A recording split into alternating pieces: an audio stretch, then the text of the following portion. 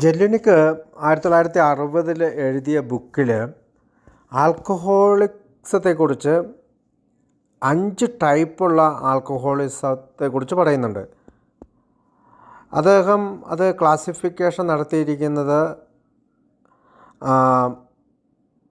ആദ്യത്തെ ആൽക്കഹോളിസത്തെക്കുറിച്ച് അദ്ദേഹം പറയുന്നത് ആൽഫ ആൽക്കഹോളിസം എന്നാണ്. ഇദ്ദേഹം ഇങ്ങനെ ആൽഫ എന്നും ബീറ്റ എന്നും ഗാമ എന്നും ഡെൽറ്റ എന്നും എപ്സിലോൺ എന്നൊക്കെ എഴുതാനുള്ള അല്ലെങ്കിൽ കണ്ടുപിടിക്കാനുള്ള ഒരു കാരണം ആൽക്കഹോളിസം ഒരു ദീർഘകാല മദ്യപാനത്തിൻ്റെ ഉപയോഗം മൂലമുണ്ടാകുന്ന ചില പ്രശ്നങ്ങൾ മാത്രമല്ല, ശരിക്കും സയൻറ്റിഫിക്കായി ഒരു ശാസ്ത്രീയപരമായിട്ട് ചില സിംറ്റംസ്, ചില ലക്ഷണങ്ങൾ ചേർത്ത് വെച്ചുകൊണ്ടാണ് ഈ 5 ടൈപ്പ് ആൽക്കഹോളിക്കുകളെ അല്ലെങ്കിൽ ആൽക്കഹോളിസം ബാധിച്ചിരിക്കുന്ന ആളുകളെ അദ്ദേഹം ഡിവൈഡ് ചെയ്തിരിക്കുന്നത്. അപ്പോൾ ഈ പഠനത്തിന് ഞാൻ ആദ്യം പറഞ്ഞ പോലെ മാർട്ടിമൻ സഹായിച്ചിട്ടുണ്ടെന്ന് പറഞ്ഞു. മാർട്ടിമനെ എല്ലാവർക്കും തന്നെ അറിയാം. നമ്മുടെ ആൽക്കഹോളിസം ബസ്സിൽ ആദ്യത്തെ വനിതയാണ്. അത് അവരുടെ ഒരു ഫ്രേസാണ് വി ആർ നോട്ട് അലോൺ, നമ്മൾ ഇനി ഒരിക്കലും തനിച്ചല്ല എന്നുള്ള. അവരുടെ ആദ്യത്തെ ആൽക്കഹോളിക്സ് അനോണിമസിലെ ഗ്രൂപ്പ് മീറ്റിങ്ങിന് ശേഷം തൻ്റെ സുഹൃത്തായ ഗ്രാനിക്ക് എഴുതുന്ന കത്തിൽ മാർട്ടിമൻ വിവരിച്ച ഒരു ഭാഗമാണ് വി ആർ നോട്ട് അലോൺ, നമ്മൾ ഇനി ഒരിക്കലും ഒറ്റയ്ക്കല്ല എന്നുള്ള ഒരു കാര്യം. അപ്പോൾ ഇതൊരു സന്ദർഭവശാൽ ഞാൻ സൂചിപ്പിച്ചു എന്ന് മാത്രം. അപ്പോൾ ഗ്രീക്ക് ലെറ്ററിലാണ് ഈ 5 ടൈപ്പ് ആളുകളെ നമ്മുടെ ജെല്ലിനിക്ക് വിവരിച്ചിരിക്കുന്നത്. അപ്പോൾ ഡിസീസ് കൺസെപ്റ്റിന് അല്ലെങ്കിൽ രോഗമെന്ന ആശയത്തിന് വിഘാതമായിട്ടായിരുന്നു അന്ന് ലോകമുള്ള എല്ലാ ഡോക്ടേഴ്സും തന്നെ പ്രവർത്തിച്ചിരുന്നത്. പിന്നീടാണ് WHO അല്ലെങ്കിൽ വേൾഡ് ഹെൽത്ത് ഓർഗനൈസേഷനും ഒക്കെ ഒരു കമ്മിറ്റി രൂപീകരിക്കുകയും ആൽക്കഹോളിസം കമ്മിറ്റി രൂപീകരിക്കുകയും ആ കമ്മിറ്റിയിൽ ജെല്ലിനിക്ക് പ്രവർത്തിക്കുകയൊക്കെ ചെയ്തത്. അപ്പോൾ ഒരു പക്ഷേ ഇതിൻ്റെ ഒരു വൈഡായിട്ടുള്ള ഒരു കാഴ്ചപ്പാടിന് വേണ്ടിയായിരിക്കാം ഈ ഗ്രീക്ക് ലെറ്ററിൽ ഇദ്ദേഹം ഇത് എക്സ്പാൻഡ് ചെയ്ത്, അല്ലെങ്കിൽ ആൽക്കഹോളിസത്തിൻ്റെ റേഞ്ച്, ഓരോ മദ്യാസക്തിനും എത്തിച്ചേരുന്ന റേഞ്ച് കുറച്ചുകൂടി എക്സ്പാൻഡ് ചെയ്ത് ഒരു കൂടി വിസ്തൃതമാക്കി ഉള്ള ഒരു കാഴ്ചപ്പാടിലേക്കൊക്കെ അദ്ദേഹം കൊണ്ടുവന്നത്. അപ്പോൾ നമുക്ക് ആ 5 ഗ്രീക്ക് നാമത്തിൽ അല്ലെങ്കിൽ ഗ്രീക്ക് ലെറ്ററിൽ ആൽഫ ആൽക്കഹോളിസം 5 വിഭാഗമായിട്ട് തിരിച്ചിരിക്കുന്നതിൽ ആദ്യത്തേതാണ് ആൽഫ ആൽക്കഹോളിസം. എന്താണ് ആൽഫ ആൽക്കഹോളിസം? അത് ഒരു മദ്യാസക്തിൻ്റെ തുടക്കകാലത്തെ ഈ രോഗത്തിൻ്റെ ചില ലക്ഷണങ്ങളാണ്. അവന് ഈ മദ്യവുമായിട്ട് പൂർണ്ണമായിട്ട് ഒരു സൈക്കോളജിക്കൽ ആയിട്ട് കണ്ടിന്യൂ ചെയ്ത് തുടർച്ചയായിട്ട് കുടിക്കേണ്ടി വരുന്ന ഒരവസ്ഥ. കാരണം മദ്യം അവൻ്റെ ശരീരത്തെയും മനസ്സിനെയും അല്ലെങ്കിൽ അവൻ്റെ ഇമോഷണൽ വൈകാരികമായിട്ടുള്ള വേദനകളെയെല്ലാം ഒരു വിമോചനം തരുമെന്നുള്ള വ്യാജമായിട്ടുള്ള ഒരു അറിവിനാൽ അവൻ ആ കുടിയിൽ തുടരുകയാണ്. പക്ഷേ അയാൾ പ്രോബ്ലം ഡ്രിങ്കർ തന്നെയാണ്, അല്ലെങ്കിൽ ഒരു പ്രശ്നത്തിലുള്ള ഒരു മദ്യാസക്തൻ തന്നെയാണ്. അവൻ്റെ പ്രശ്നങ്ങളിൽ നമ്മൾ കഴിഞ്ഞ പ്രാവശ്യം കണ്ട പോലെ സോഷ്യലായിട്ടും അദ്ദേഹത്തിൻ്റെ പേഴ്സണൽ ലൈഫിലും എല്ലാം പ്രശ്നങ്ങൾ വരുന്നുണ്ട്. ജെല്ലിനിക്ക് പറയുന്നത് ഇത്തരം ആളുകൾക്ക് അവർക്ക് ഇഷ്ടമുണ്ടെങ്കിൽ, അല്ലെങ്കിൽ അവർക്ക് really wants to be stop, തീർച്ചയായും അവന് മദ്യം നിർത്തണമെന്നുണ്ടെങ്കിൽ അവന് നിർത്താൻ കഴിയും. കാരണം അവർ ഡിസീസ് എന്ന് പറയുന്ന ഒരവസ്ഥയിലേക്ക്, അല്ലെങ്കിൽ രോഗം എന്നൊരവസ്ഥയിലേക്ക് എത്തിയിട്ടില്ല. എന്നാൽ അദ്ദേഹത്തിൻ്റെ 2ാം ഭാഗത്ത് ബീറ്റ ആൽക്കഹോളിസത്തേക്ക് പറയുന്നത്, 2ാം ഭാഗത്ത് അതായത് ആൽഫ ആൽക്കഹോളിസത്തിൽ നിൽക്കുന്ന ഒരാൾ 2ാം ഭാഗത്ത് ബീറ്റ ആൽക്കഹോളിസിൽ എത്തിക്കുമ്പോൾ അദ്ദേഹത്തിൻ്റെ ന്യൂറോൺസിനെ ഈ ആൽക്കഹോളിസം ബാധിക്കുകയും അദ്ദേഹത്തിന് ചില ശാരീരികമായിട്ടുള്ള അവസ്ഥകൾ ഉണ്ടാക്കി തരും. ന്യൂറോൺസിൽ വീക്ക്നെസ് ഉണ്ടാവുകയും ചില നംബ്നെസ്, ചില മുഴകൾ രൂപപ്പെടുകയും ഒരു ബേണിങ്, നമുക്ക് കത്തുന്ന രീതിയിലുള്ളൊരു പെയിൻ അനുഭവപ്പെടുകയൊക്കെ ചെയ്യുമെന്ന് പറയുന്നുണ്ട്. അപ്പോൾ ബീറ്റ ആൽക്കഹോളിസത്തിലുള്ള ഒരാൾക്ക് ഒരു പക്ഷേ അയാളുടെ ന്യൂറോൺസിൻ്റെ എല്ലാം ഈ പ്രവർത്തന മൂലം കൈകൾക്കും കാലുകൾക്കും എല്ലാം വേദന സൃഷ്ടിക്കുകയും ശരീരത്തിൻ്റെ വിവിധ ഭാഗങ്ങളിലേക്ക് ആ വേദന എത്തിപ്പെടുകയും ചെയ്യുകയും, അല്ലെങ്കിൽ ലിവർ സിറോസിസ് പോലെയുള്ള അല്ലെങ്കിൽ ഹെപ്പറ്റിക് സിറോസിസ് പോലെയുള്ള അസുഖത്തിലേക്ക് തൻ്റെ കരൾ മാറ്റപ്പെടുകയും, അല്ലെങ്കിൽ അതൊരു രോഗത്തിൻ്റെ അവസാനമാണ്, ലിവറിൻ്റെ ഏറ്റവും അവസാന സ്റ്റേജിലാണ് ലിവർ സിറോസിസായി മാറുന്നത്. ആ ഒരവസ്ഥയിലേക്ക് അയാൾ എത്തിച്ചേരുകയും ഫെബ്രോസിസ് എന്ന് പറയുന്ന ടിഷ്യൂ രൂപപ്പെടുന്നത് മൂലമാണ് ഈ ലിവറിൻ്റെ മുകളിലും ചുറ്റുമൊക്കെ ഒരു സ്കാർ രൂപത്തിൽ ആ ടിഷ്യൂ രൂപപ്പെടുന്നത് കൊണ്ടാണ് അതിൻ്റെ ഫങ്ഷൻ നന്നായി പ്രവർത്തിക്കാത്തത്. ലിവറിനെ ഡാമേജാക്കും. ഈ ഡാമേജായിട്ടുള്ള ലിവർ മൂലവും ഇദ്ദേഹത്തിന് ഈ രോഗത്തിലേക്ക് കൂടുതൽ തള്ളിവിടുന്നതായിട്ട് ഈ പഠനത്തിൽ ജെല്ലിനിക്ക് പറയുന്നുണ്ട്. അപ്പോൾ ബീറ്റ ആൽക്കഹോളിസത്തിലേക്ക് എത്തിയ ഒരാൾ, അദ്ദേഹം എല്ലാ ദിവസവും കുടിക്കും, ഓൾമോസ്റ്റ് എവരി ഡേ കുടിക്കുമെന്നാണ് അതിനെ തോന്നുന്നത്. അപ്പോൾ ഏറ്റവും ഹെവി ഡ്രിങ്ക് ആയിട്ട് കുടിക്കും, നല്ല രീതിയിൽ കുടിക്കും. അവർക്ക് ഒരു പക്ഷേ ഒരു ഫിസിക്കൽ അഡിക്ഷൻ ഇല്ലെങ്കിലും വിത്ഡ്രോവൽ സിംറ്റംസ് നമുക്കറിയാം, പലതരം വിത്ഡ്രോവൽ സിംറ്റംസ് ഇല്ലെങ്കിലും, അതായത് ഷെയ്ക്ക് ചെയ്യുക, കൈ വിറയ്ക്കുക, പെട്ടെന്ന് വേർക്കുക, വൊമിറ്റിങ് ചെയ്യുക, നമ്മൾ മലയാളത്തിൽ പറയും വാള് വെക്കുക എന്ന് പറയും, അല്ലെങ്കിൽ നമ്മുടെ ഹൃദയമിടിപ്പിൻ്റെ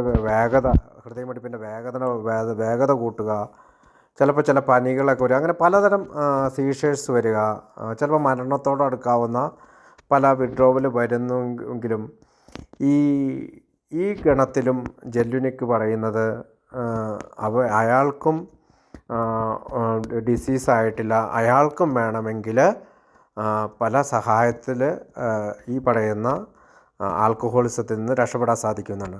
അടുത്തതായി പറയുന്നത് ഗാമ ആൽക്കഹോളിസത്തെക്കുറിച്ചാണ്. നമുക്കറിയാം, ഈ പഠനം നടത്തിയത് ആൽക്കഹോളിക്സ് അനോണിമസിലെ അംഗങ്ങൾക്ക് ചില ക്വസ്റ്റ്യനെയറുകൾ കൊടുത്തുകൊണ്ടാണ് ഇദ്ദേഹം പഠനം നടത്തുന്നത്. അപ്പോൾ ഗാമ ആൽക്കഹോളിസത്തിലേക്ക് എത്തുന്ന ഒരാൾ, ഇയാൾക്ക് പല ടോളറൻസ് ലെവല് കുറയും, ശാരീരികമായൊരു ഡിപ്പെൻഡൻസ് വന്നിട്ടുണ്ട്, അദ്ദേഹത്തിൻ്റെ കൺട്രോള് മൊത്തത്തിൽ നഷ്ടപ്പെട്ടിരിക്കുന്ന അവസ്ഥയിലാണ്. ഇവരെയാണ് ശരിക്കും ആൽക്കഹോളിക്കാണ് എന്ന് പറയുക. അങ്ങനെ ഈ ഗാമ ആൽക്കഹോളിസം, അതായത് ഫിസിക്കലായിട്ടൊരു ഡിപ്പെൻഡൻസും മെൻ്റലി ഒരു ഔട്ട് ഓഫ് കൺട്രോൾ അല്ലെങ്കിൽ ഒരു നിയന്ത്രണമില്ലാത്ത അവസ്ഥയിലേക്ക് എത്തിയിരിക്കുന്ന ഒരാളിലേക്ക് എത്തുമ്പോഴാണ്, ഇവിടെ വെച്ചാണ് ജെല്ലിനിക്ക് ഒരാൾ ഡിസീസായി അല്ലെങ്കിൽ രോഗാവസ്ഥയിൽ എത്തിച്ചേർന്നു എന്നിരിക്കുന്നത് പറയുന്നത്. അടുത്തത് ഡെൽറ്റ ആൽക്കഹോളിസത്തെക്കുറിച്ചാണ്. അതായത് ഗാമ ആൽക്കഹോളിസത്തിൽ അല്ലെങ്കിൽ ഡെൽറ്റ ആൽക്കഹോളിസത്തിൽ നിന്ന് എന്ന് പറയുന്നത് ഗാമ ആൽക്കഹോളിസത്തെക്കാളും അവർക്ക് ഏത് തോതിലുള്ള മദ്യം കഴിച്ചാലും അവർക്ക് കൺട്രോള് നഷ്ടപ്പെടും. അവസാനമായിട്ട് ഇപ്പോൾ ഈ പറയുന്ന ഗാമ ആൽക്കഹോളിസത്തിൻ്റെയും അല്ലെങ്കിൽ ഡെൽറ്റ ആൽക്കഹോളിസത്തിലത്തെ ആളും ഡിസീസിലാണ്. അടുത്ത ഫൈനൽ സ്റ്റേജിൽ എപ്സിലോൺ ആൽക്കഹോളിസം എന്നാണ് പറയാം. ഇതാണ് ഈ രോഗത്തിൻ്റെ ഏറ്റവും അഡ്വാൻസ്ഡ് സ്റ്റേജ് ആയിട്ടുള്ള ഒരു ആൽക്കഹോളിക്കിൻ്റെ അവസ്ഥ. ഇതിനെ ഡിപ്സോമാനിയ എന്ന് പറയുന്ന ഒരു വാക്ക് ഉപയോഗിച്ചാണ് വൈദ്യശാസ്ത്രം വിവരിക്കുന്നത്. അതായത് ഇതൊരു മെഡിക്കൽ കണ്ടീഷനാണ്, അല്ലെങ്കിൽ ഒരു വൈദ്യശാസ്ത്രമായൊരു കണ്ടീഷനാണ്. അൺകൺട്രോളബിൾ ക്രേവിങ് ഫോർ ആൽക്കഹോൾ, അതായത് അവനെ തന്നെ നിയന്ത്രിക്കാൻ കഴിയാത്ത രീതിയിൽ ആൽക്കഹോളിന് വേണ്ടിയിട്ടുള്ള ഒരു ആസക്തി. ഇത് 19-ാം നൂറ്റാണ്ടിൽ ഉപയോഗിച്ച ഒരു ടേം വെച്ചിട്ടാണ്, അല്ലെങ്കിൽ ആൽക്കഹോൾസ് റിലേറ്റഡ് പ്രോബ്ലത്തെ വിവരിക്കാൻ വേണ്ടിയിട്ടാണ് ഇത് പറയുന്നത്. അപ്പോൾ ഡിപ്സോമാനിയ എന്ന് പറയുന്ന വാക്ക് ഉപയോഗിക്കുന്നത് തന്നെ, മനഃശാസ്ത്ര ലോകം ഉപയോഗിക്കുന്നത് തന്നെ ഈ ആൽക്കഹോളിനോടുള്ള അൺകൺട്രോളബിളായിട്ടുള്ള അനിയന്ത്രിതമായിട്ടുള്ള ക്രേവിങ്ങിനെ സൂചിപ്പിക്കാനാണ്. ജെല്ലിനിക്കിൻ്റെ ഒരു പഠനത്തിൽ ഒരു കാര്യം ശ്രദ്ധിച്ചാൽ നമുക്കറിയാം, ഒരു ജനറൽ ആയിട്ടുള്ള ആൽക്കഹോളിസത്തെക്കുറിച്ച് പറയുന്നുണ്ടെങ്കിലും അവർ നോർമൽ ഡ്രിങ്കിങ്ങിനെ കുറിച്ച് അധികം സംസാരിക്കുന്നില്ല. എപ്പോഴും ഒരു ആൽക്കഹോളിക്കായിട്ടുള്ള ആളുകളുടെ ഒരു 5 സ്റ്റേജാണ് അദ്ദേഹം അവിടെ വിവരിക്കാനായിട്ട് ശ്രമിക്കുന്നത്. ഈ 5 സ്റ്റേജിൽ നിന്നുള്ള ഒരു പഠനമാണ് ജെല്ലിനിക് കർവ്. യഥാർത്ഥത്തിൽ ജെല്ലിനിക്കല്ല ജെല്ലിനിക് കർവ് വരച്ചത്. ജെല്ലിനിക്ക് അതിൻ്റെ ആശയങ്ങൾ രൂപപ്പെടുത്തി ഒരു പുസ്തക രൂപത്തിലാക്കുകയും നമുക്കറിയാവുന്നതുപോലെ പല ഇൻസ്റ്റിറ്റ്യൂഷനിലും അല്ലെങ്കിൽ സംഘടനകളൊക്കെ ഈ ആൽക്കഹോളിസത്തിന് വേണ്ടിയിട്ടുള്ള സംഘടനകളൊക്കെ പ്രവർത്തിച്ചിട്ടുള്ള ഒരാളാണ്. പക്ഷേ അതുകൊണ്ട് തന്നെ ഈ ചാർട്ടിൻ്റെ പേര് ജെല്ലിനിക്കിന് കൊടുക്കാനുള്ള കാരണം അദ്ദേഹത്തിനോടുള്ള ബഹുമാനാർത്ഥം, അദ്ദേഹത്തിൻ്റെ ഈ കണ്ടുപിടുത്തങ്ങൾക്കും വർക്കുകൾക്കും അദ്ദേഹത്തിന് കൊടുക്കുന്ന ഒരു ക്രെഡിറ്റിന് വേണ്ടി, ക്രെഡിറ്റാണ് ജെല്ലിനിക് കർവ് എന്നുള്ള പേര് കൊടുത്തുകൊണ്ട് അഡിക്ഷനെ കുറിച്ചുള്ള അല്ലെങ്കിൽ ശാസ്ത്രലോകം ഇത് കൂടുതൽ അറിയപ്പെടാനായിട്ട് അല്ലെങ്കിൽ അറിയിപ്പിക്കാനായിട്ട് ശ്രമിക്കുന്നത് ജെല്ലിനിക് കർവ് എന്നുള്ള വാക്കാൽ ഉപയോഗിച്ചുകൊണ്ടാണ്. അപ്പോൾ ഏതായാലും നമുക്ക് ചാർട്ടിലേക്ക് പോകാം. ചാർട്ടിലേക്ക് പോകുന്ന തൊട്ട് മുമ്പ് വാട്ട് ഈസ് ആൽക്കഹോൾ, എന്താണ് ആൽക്കഹോൾ? നമുക്കറിയാം, ആൽക്കഹോൾ എന്ന് പറയുന്നത് ഒരു ആക്റ്റീവ് അല്ലെങ്കിൽ മൈൻഡ് ആൾട്ടർനേറ്റ് ചെയ്യുന്ന, അല്ലെങ്കിൽ നമ്മുടെ മൈൻഡ് ആൾട്ടറിങ് ചെയ്യുന്ന ഒരു വസ്തുവാണ്, അല്ലെങ്കിൽ ഒരു ഡ്രഗാണ് ആൽക്കഹോളും. നമ്മുടെ ചിന്തകളെ മാറ്റിമറിക്കും, നമ്മുടെ സ്വഭാവത്തെ മാറ്റിമറിക്കും, നമ്മുടെ ചിന്തകളെ, നമ്മുടെ ഹൃദയമിടിപ്പിനെ, നമ്മുടെ ശ്വാസത്തിനെ, അല്ലെങ്കിൽ നമ്മുടെ ചിന്തകൾ, നമ്മുടെ ആക്ഷൻസ്, നമ്മുടെ എല്ലാ പ്രവർത്തനങ്ങളെയും കുറയ്ക്കുന്ന അല്ലെങ്കിൽ സ്ലോ ഡൗൺ ചെയ്യുന്ന ഒരു വസ്തുവാണ് ആൽക്കഹോൾ. അപ്പോൾ നമ്മുടെ ഇന്നത്തെ സൊസൈറ്റിയിൽ പല രീതിയിലുള്ള ഇതിനെ ഫ്രൂട്ട്സിൽ നിന്നുണ്ടാക്കുന്ന, വെജിറ്റബിളിൽ നിന്നുണ്ടാക്കുന്നൊക്കെ പറയുന്ന, അല്ലെങ്കിൽ അരി മുതലായിട്ടുള്ള ഗോതമ്പ് ഉൽപ്പന്നങ്ങളിൽ നിന്നൊക്കെ ഉണ്ടാക്കുന്ന 5% മുതൽ 12% മുതൽ 40% വരെയുള്ള ആൽക്കഹോൾ, സ്പിരിറ്റ് അടങ്ങിയിട്ടുള്ള ആൽക്കഹോൾ ഇന്നിപ്പോൾ നമ്മുടെ സൊസൈറ്റിയിൽ ലഭ്യമാണ്. ഏകദേശം ഒരു 10,000 വർഷങ്ങൾക്ക് മുമ്പ് മുതലെങ്കിലും ആൽക്കഹോൾ മനുഷ്യൻ ഉപയോഗിച്ച് തുടങ്ങിയിട്ടുണ്ടാകും. നമ്മൾ കഴിഞ്ഞ പ്രാവശ്യം കണ്ടു, നമ്മുടെ ഈ ആൽക്കഹോൾ പലപ്പോഴും മെഡിസിനായിട്ട് ഉപയോഗിക്കുന്നുണ്ട്, ചില വേദന സംഹാരിയായിട്ടൊക്കെ ഉപയോഗിക്കുന്ന ഒരു കാലമുണ്ടായിരുന്നു. അപ്പോൾ സന്തോഷകരമായിട്ട് ആൽക്കഹോൾ ഉപയോഗിക്കുന്നവരുണ്ട്. എന്തായാലും ആൽക്കഹോളിൻ്റെ അമിതമായിട്ടുള്ള ഉപയോഗമാണ് നമുക്ക് വളരെ നാശത്തിലെത്തിക്കുന്നത്. സന്തോഷകരമായ ഒരു വിവാഹവേളയിലോ അല്ലെങ്കിൽ ഒരു ബർത്ത്ഡേക്കൊക്കെ ഉപയോഗിക്കുന്ന ആൽക്കഹോൾ കൂടുതലാകുമ്പോൾ അത് വളരെ ദേഷ്യപ്പെടുന്ന, വയലൻ്റ് സിറ്റുവേഷനാകുന്ന, അല്ലെങ്കിൽ അവിടേക്ക് ഒരു ലഹള സംഭവിക്കുന്ന ഒരു അവസ്ഥയിലേക്കൊക്കെ എത്തിച്ചേരും. പലപ്പോഴും ഞാനൊക്കെ കുടിച്ചിരുന്നത് ആഫ്റ്റർ വർക്ക്, ജോലിക്ക് ശേഷം ഒരു റിലാക്സേഷന് വേണ്ടിയായിരുന്നുവെങ്കിൽ പിന്നീട് അതൊരു എൻജോയ്മെൻ്റ് ഇല്ലാത്ത, എൻ്റെ സമയം കളയുന്ന, വെറുതെ ഒരു കൂടുതൽ കഴിക്കുമെങ്കിലും യാതൊരുവിധ യൂസ്ഫുള്ളും ഇല്ലാത്ത ഒരവസ്ഥയിലേക്ക് ഞാൻ എത്തിച്ചേർന്നു. അപ്പോൾ ജോലി സമയത്തുണ്ടാകുന്ന ഒരു റിലാക്സേഷന് വേണ്ടി, വിവാഹവേളയിലും ബർത്ത്ഡേ പാർട്ടികളിലും അല്ലെങ്കിൽ ഒരു ജോലി ലഭിക്കുമ്പോഴോ ഒക്കെ കിട്ടുന്ന വളരെ സന്തോഷകരമായിട്ടുള്ള അവസ്ഥയെ കൂടുതൽ സന്തോഷകരമാക്കാൻ വേണ്ടിയിട്ടാണ് പലരും കുടിച്ചു തുടങ്ങിയത്. ഞാൻ കുടിച്ചു തുടങ്ങിയത് എൻ്റെ ഒരു കൂട്ടുകാരനുമായിട്ടിരുന്ന ഒരു ബിയറിൽ നിന്നാണ്. പിന്നീട് ഞങ്ങളുടെ അടുത്തുള്ള പനയിൽ നിന്ന് ഞങ്ങൾ ആദ്യമൊക്കെ തമാശയ്ക്ക് ആ പനയിൽ നിന്ന് ഇറക്കുകയും ഈ മാട്ടമൊക്കെ ഇറക്കുക എന്ന് പറയുന്ന പോലെ ഇറക്കുകയും കുടിക്കുകയൊക്കെ ചെയ്തു. അത് വളരെ ഒക്കേഷണൽ റിലീഫ് ഡ്രിങ്കിങ് ആയിരുന്നു, വല്ലപ്പോഴും സംഭവിച്ചുകൊണ്ടിരുന്ന കാര്യമായിരുന്നു. പക്ഷേ 1, 2, 3 മാസമൊക്കെ കൂടുമ്പോൾ കുടിച്ചിരുന്ന ഞാൻ പിന്നെ അത് കോൺസ്റ്റൻറ്റ് റിലീഫ് ഡ്രിങ്കിങ്ങിലേക്ക് വന്നു. അതായത് എനിക്ക് അപ്പൊക്കെ കുടിക്കണമെന്ന് തോന്നുമോ അപ്പോഴൊക്കെ കൂട്ടുകാരുടെ കൂടെ ഈ മാട്ട ഇറക്കാനും ബിയർ മേടിക്കാനും ഷാപ്പിൽ പോകാനും ഒക്കെ തുടങ്ങി. അപ്പോൾ അതിന് ചില മാർഗ്ഗങ്ങൾ ഞാൻ കണ്ടുപിടിച്ചു. അന്നേരമൊക്കെ പണത്തിന് അത്ര ലഭ്യതയില്ല. അപ്പോൾ അപ്പനോട് പൈസ ചോദിച്ചാൽ അപ്പൻ ചിലപ്പോൾ തന്നിരിക്കും, ചിലപ്പോൾ തന്നില്ലെന്നിരിക്കും. അപ്പോൾ ഞാൻ ഈ കോൺസ്റ്റൻറ്റ് റിലീഫിന് വേണ്ടി പോയിക്കൊണ്ടിരുന്നപ്പോൾ ഞാൻ ചെയ്തിരുന്നത്, എൻ്റെ സഹോദരിയുടെ സ്വർണ്ണമൊക്കെ അവളറിയാതെ അടിച്ചു മാറ്റിയിട്ട് അത് കൊണ്ട് പണയം വെച്ചിട്ട് അത് വെച്ചിട്ട് കുടിക്കും. ചില സമയങ്ങളിൽ ഇവിടെ അന്വേഷിക്കും, സ്വർണ്ണമോതിരം കണ്ടില്ല എന്നൊക്കെ വീട്ടിൽ കൂടെ അന്വേഷിക്കും, അങ്ങോട്ട് നടക്കുന്നു ഇങ്ങോട്ട് നടക്കുന്നതൊക്കെ എനിക്ക് കാണാം, പക്ഷേ ഞാൻ പറയില്ല. അപ്പോൾ ഇങ്ങനെ പല രീതിയിൽ ചിലപ്പോൾ വീട്ടിലുണ്ടാകുന്ന എന്തെങ്കിലും സാധനമൊക്കെ കൊണ്ട് വിറ്റോ ഒക്കെ കുടിക്കും. ചിലപ്പോൾ തേങ്ങയായിരിക്കും കൊണ്ടുപോയി വിൽക്കുക. അപ്പോൾ എങ്ങനെയെങ്കിലും ഈ റിലീഫ് കിട്ടണം എന്നുള്ള മാർഗത്തിൽ ഞാൻ കുടിക്കാൻ തുടങ്ങി. പക്ഷെ പിന്നീട് ജോലി കിട്ടിക്കഴിഞ്ഞപ്പോൾ എനിക്ക് കൂടുതൽ എൻ്റെ ടോളറൻസ് ലെവൽ കൂടി. എന്നുവെച്ചാൽ എനിക്ക് ആദ്യം ബിയർ കുടിക്കുമ്പോൾ ഉണ്ടായിരുന്ന കിക്കിനൊക്കെ കൂടുതൽ വീണ്ടും എനിക്ക് മദ്യം വേണമെന്നുള്ള ഒരു ആവശ്യം വരികയും ഞാൻ കൂടുതൽ കുടിക്കാനായിട്ട് തുടങ്ങി. ആദ്യം ഒരു ബിയർ കുടിച്ചിരുന്നു, പിന്നെ 2, 3, 4, ചിലപ്പോൾ ബിയറും ബ്രാൻഡിയോ അല്ലെങ്കിൽ മറ്റുള്ള സാധനങ്ങൾ മിക്സ് ചെയ്ത് കുടിക്കാൻ തുടങ്ങി. അങ്ങനെ എൻ്റെ ടോളറൻസ് ലെവൽ കൂടാൻ തുടങ്ങി. അങ്ങനെ എനിക്ക് ആൽക്കഹോളിനോടൊരു ഡിപ്പെൻഡൻസ് വരാൻ തുടങ്ങി, ഒരു ആശ്രയത്വം. എനിക്ക് അറിയാം, ഞാൻ വല്ലാതെ ആശ്രയിക്കുന്നുണ്ടെങ്കിലും ആദ്യ കാലഘട്ടങ്ങളിൽ അത് വളരെ രസകരമായിട്ടാണ് എനിക്ക് തോന്നിയത്. കാര്യം ഞാൻ ബാറിൽ ജോലി ചെയ്യുമ്പോൾ ഞാൻ അവിടുത്തെ അസിസ്റ്റൻറ്റ് മാനേജറായിരുന്നു. അപ്പോൾ ബാറിലെ കീ എൻ്റെ കയ്യിലാണ്. അപ്പോൾ ബാർ കൗണ്ടറിൽ പോയിട്ട് ഞാനിതെടുത്ത് കുടിക്കുകയും അതിനാവശ്യത്തിന് ഞാൻ എടുക്കുന്ന മദ്യത്തിനനുസരിച്ച് അതിനകത്ത് വെള്ളം ചേർത്ത് വെക്കുകയും അല്ലെങ്കിൽ മറ്റേ ഡാമേജ് എന്നൊക്കെ പറഞ്ഞ് ബിയർ പൊട്ടിച്ച് കളഞ്ഞ് അതിൻ്റെ കുപ്പിയൊക്കെ തലപ്പാവൊക്കെ പൊട്ടിച്ച് കളഞ്ഞിട്ട് ഗ്ലാസ്സിലേക്ക് ഒഴിച്ച് കുടിക്കും, അരിച്ചിട്ട് കുടിക്കും. എന്നിട്ട് അത് ഡാമേജ് എഴുതി വിടും. അങ്ങനെ പല പല മാർഗങ്ങളിലൂടെ എൻ്റെ ഈ ആൽക്കഹോൾ ഡിപ്പെൻഡൻസ് കൂടി വന്നു. അതെല്ലാം ഒരു രഹസ്യ സ്വഭാവമുള്ള കുടിയായിരുന്നു. കാരണം രാത്രിയിൽ ഞാൻ വർക്ക് ചെയ്യുന്ന ബാറിൽ ഒരു സ്റ്റാഫും അവിടെ ഇല്ല, മാനേജറില്ല, ആരുമില്ല. ഞാൻ ഒറ്റയ്ക്കാണ് ആ ബാറിൻ്റെ വലിയ കെട്ടിടത്തിൻ്റെ ഉള്ളിൽ. അപ്പോൾ ആരും അറിയാതെയാണ് ഞാനിതെല്ലാം ചെയ്തിരുന്നത്. എൻ്റെ ചില കൂട്ടുകാർക്കറിയാമെങ്കിലും ഇതെങ്ങനെയൊക്കെയാണ് ഞാൻ കുടിച്ചുകൊണ്ടിരുന്നതെന്നോ ഞാനിങ്ങനെ കണക്കിലോ അല്ലെങ്കിൽ ഈ പറയുന്ന ബ്രാൻഡിയിലോ ഇങ്ങനെ കൃത്രിമം ചെയ്യുന്നുണ്ടെന്നോ ഒരാൾ പോലും അറിഞ്ഞിരുന്നില്ല. അതിനെയാണ് സറപ്റ്റിറ്റിവസ് ഡ്രിങ്കിങ് അല്ലെങ്കിൽ രഹസ്യ സ്വഭാവമുള്ള മദ്യപാനമായിട്ട് മാറുന്നത്. അപ്പോൾ ആദ്യം ഒക്കേഷണൽ റിലീഫിന് തുടങ്ങി, പിന്നെ കോൺസ്റ്റൻറ്റ് റിലീഫായി, അതായത് വല്ലപ്പോഴും ആശ്വാസം കിട്ടുന്ന ഒരു മദ്യം പിന്നീട് സ്ഥിരമായ ഒരു ആശ്വാസത്തിനുള്ള ഒരു മദ്യമായി മാറി. അതെൻ്റെ ടോളറൻസ് ലെവൽ കൂട്ടിക്കൊണ്ടിരുന്നു. ആദ്യം ബീർ കുടിച്ചത് പിന്നെ അത് 3, 4, 5 ബീർ കുടിക്കേണ്ട ഒരു അവസ്ഥയിലേക്ക് എത്തിയാൽ മാത്രമേ എനിക്ക് ആ സെയിം ഫീലിംഗ് കിട്ടുകയുള്ളൂ എന്നുള്ള അവസ്ഥയിൽ എത്തി.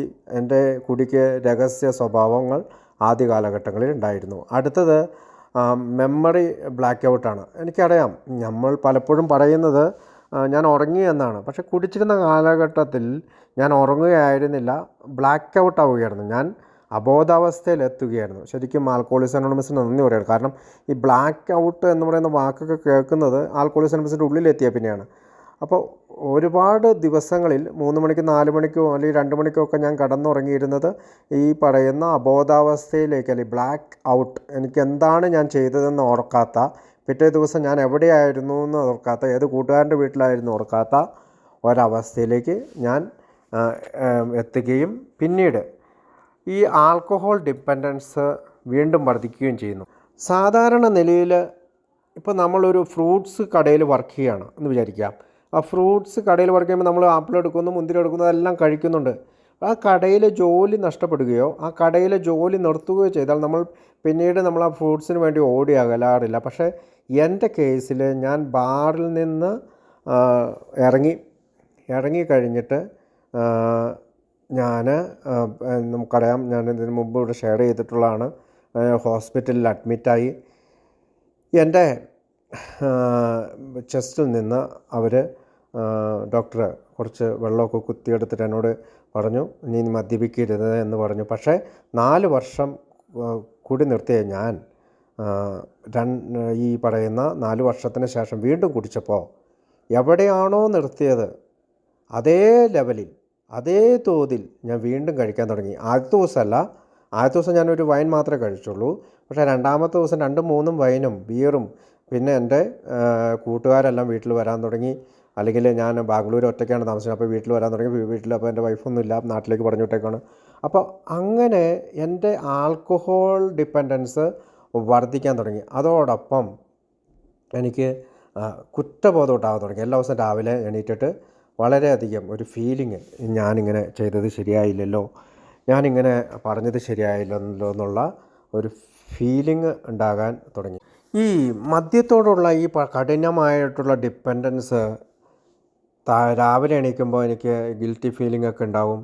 തലേ ദിവസം ഞാൻ ആരോടാണ് തെറി പറഞ്ഞത്, എനിക്ക് ആരോടൊക്കെയാണ് പ്രശ്നങ്ങളുണ്ടായത്, ഞാൻ ആരുടെ കയ്യിൽ നിന്നാണ് പണം കടം മേടിച്ചത്, ഞാൻ ആരുടെ വീട്ടിലാണ് പോയത്, ഏത് പാർട്ടിക്കാണ് പോയത്, ഏത് വണ്ടിയിലാണ് പോയത്, എങ്ങനെയാണ് ഞാൻ തിരിച്ചെത്തിയത് എന്നൊക്കെ ചിന്തിച്ച് ഞാൻ വീട്ടിൽ വന്നിട്ട് എൻ്റെ വൈഫിനോട് തെറി പറഞ്ഞോ, അമ്മയോട് ഞാൻ വിളിച്ചു വല്ലതും പറഞ്ഞിട്ടുണ്ടോ, സഹോദരിമാരോടും അളിയന്മാരെയും ഞാൻ വിളിച്ചോ, മറ്റ് കൂട്ടുകാരെ ആരോടെങ്കിലും ഞാൻ വഴക്കുണ്ടാക്കി എന്നിട്ടുള്ള ഒരുപാട് കാര്യങ്ങൾ ചിന്തിച്ച് എനിക്കൊരു ഗിൽറ്റി ഫീലിംഗ് ഉണ്ടാകുന്നു. പക്ഷേ എന്നാലും രാവിലെ കഴിഞ്ഞൊരു 10 മണി 11 മണിയൊക്കെ കഴിയുമ്പോഴത്തേക്കും, അല്ലെങ്കിൽ 12 മണിയൊക്കെ കഴിയുമ്പോഴത്തേക്കും എനിക്ക് അർജൻസി ഓഫ് ഫസ്റ്റ് ഡ്രിങ്ക്, എനിക്ക് അടിയന്തര പ്രാധാന്യമായിട്ട് ഒരു കുടിയിലേക്ക് പോകണമെന്ന് ഞാൻ ചിന്തിക്കാൻ തുടങ്ങുന്നു.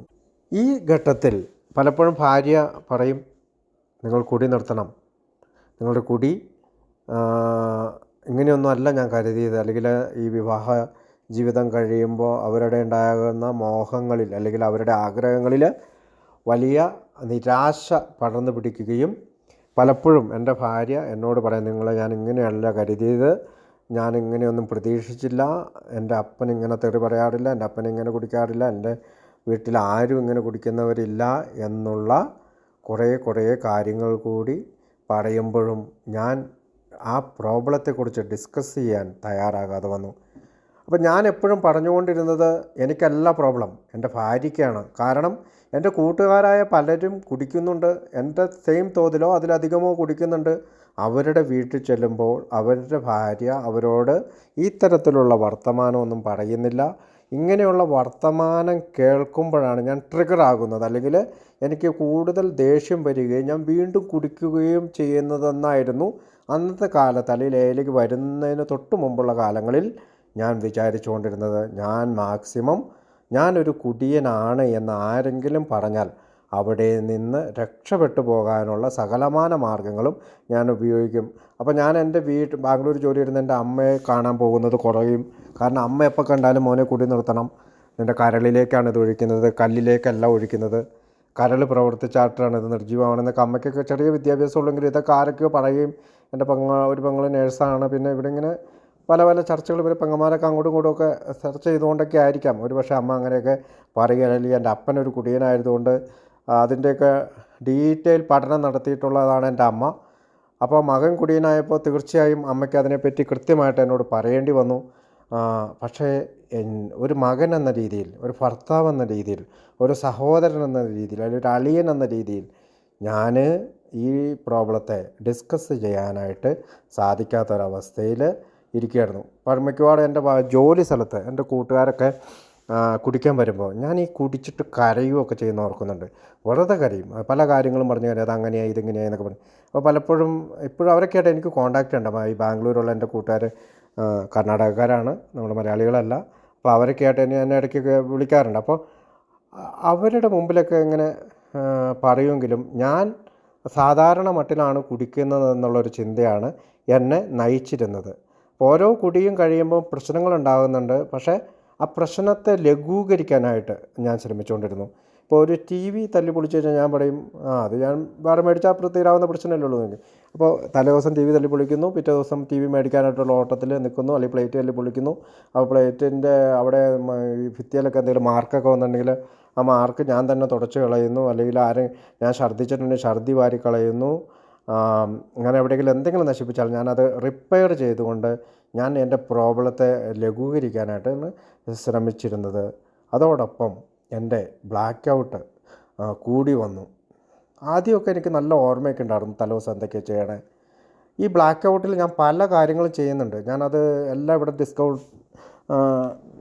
ഡിസ്കസ് ചെയ്യാൻ പറ്റുമെന്ന് എനിക്കറിയില്ല. പക്ഷേ ആൽക്കഹോളിക്സ് അനോണിമസിൽ മെമ്പർമാരെന്ന രീതിയിൽ ഒരു നിങ്ങളോടത് പറയേണ്ട കാര്യമാണ്. പല രീതിയിൽ എന്ന് പറഞ്ഞാൽ സോഷ്യലും ആൻറ്റി സോഷ്യൽ ആക്ടിവിറ്റീസ്, അതായത് മറ്റുള്ളവരെ ഉപദ്രവിക്കാൻ പോവുക, അതിനുള്ള കൊട്ടേഷൻ പരിപാടികളിൽ ഏർപ്പെടുക, അങ്ങനെ പല പരിപാടികളൊക്കെ ഈ എൻ്റെ ഏർലി സ്റ്റേജിലെ ബ്ലാക്ക് ഔട്ട്സിലും ഒക്കെ സംഭവിച്ചിട്ടുണ്ട്. കാരണം എനിക്ക് കൃത്യമായിട്ട് അതൊന്നും ഓർത്തെടുക്കാൻ പറ്റുന്നില്ല. ഞാൻ എന്ന് വെച്ചാൽ നമ്മൾ ബോധം കെട്ടു പോകുന്നൊരവസ്ഥയിലല്ല, ഹാഫ് മെമ്മറി അല്ലെങ്കിൽ പകുതി ഓർമ്മ ഉണ്ടാവുള്ളൂ. പക്ഷേ പിറ്റേ ദിവസം ഓർക്കുമ്പോഴാണ് അയ്യോ ഞാൻ അവിടെ പോയോ എന്നൊക്കെ ഞാൻ ചിന്തിച്ചുകൊണ്ടിരുന്നത്.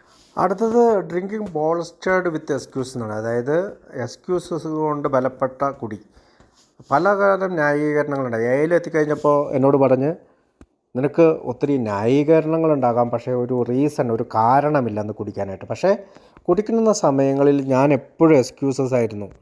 ഒന്നില്ലെങ്കിൽ എനിക്ക് ജോലി കഴിയുമ്പോൾ ക്ഷീണമുണ്ടാകുന്നതുകൊണ്ട് കുടിക്കുന്നു, അല്ലെങ്കിൽ ഞാൻ നാട്ടിലേക്ക് കൂട്ടുകാരെ കാണാൻ പോയതുകൊണ്ട് കുടിക്കുന്നു, അല്ലെങ്കിൽ കൂട്ടുകാരൻ എൻ്റെ അടുത്ത് വന്നതുകൊണ്ട് കുടിച്ചു, അല്ലെങ്കിൽ എനിക്ക് എന്തെങ്കിലും ഭയങ്കര വേദനയായിരുന്നു അതുകൊണ്ട് പോയി കുടിച്ചു, റിലാക്സേഷന് വേണ്ടി കുടിച്ചു.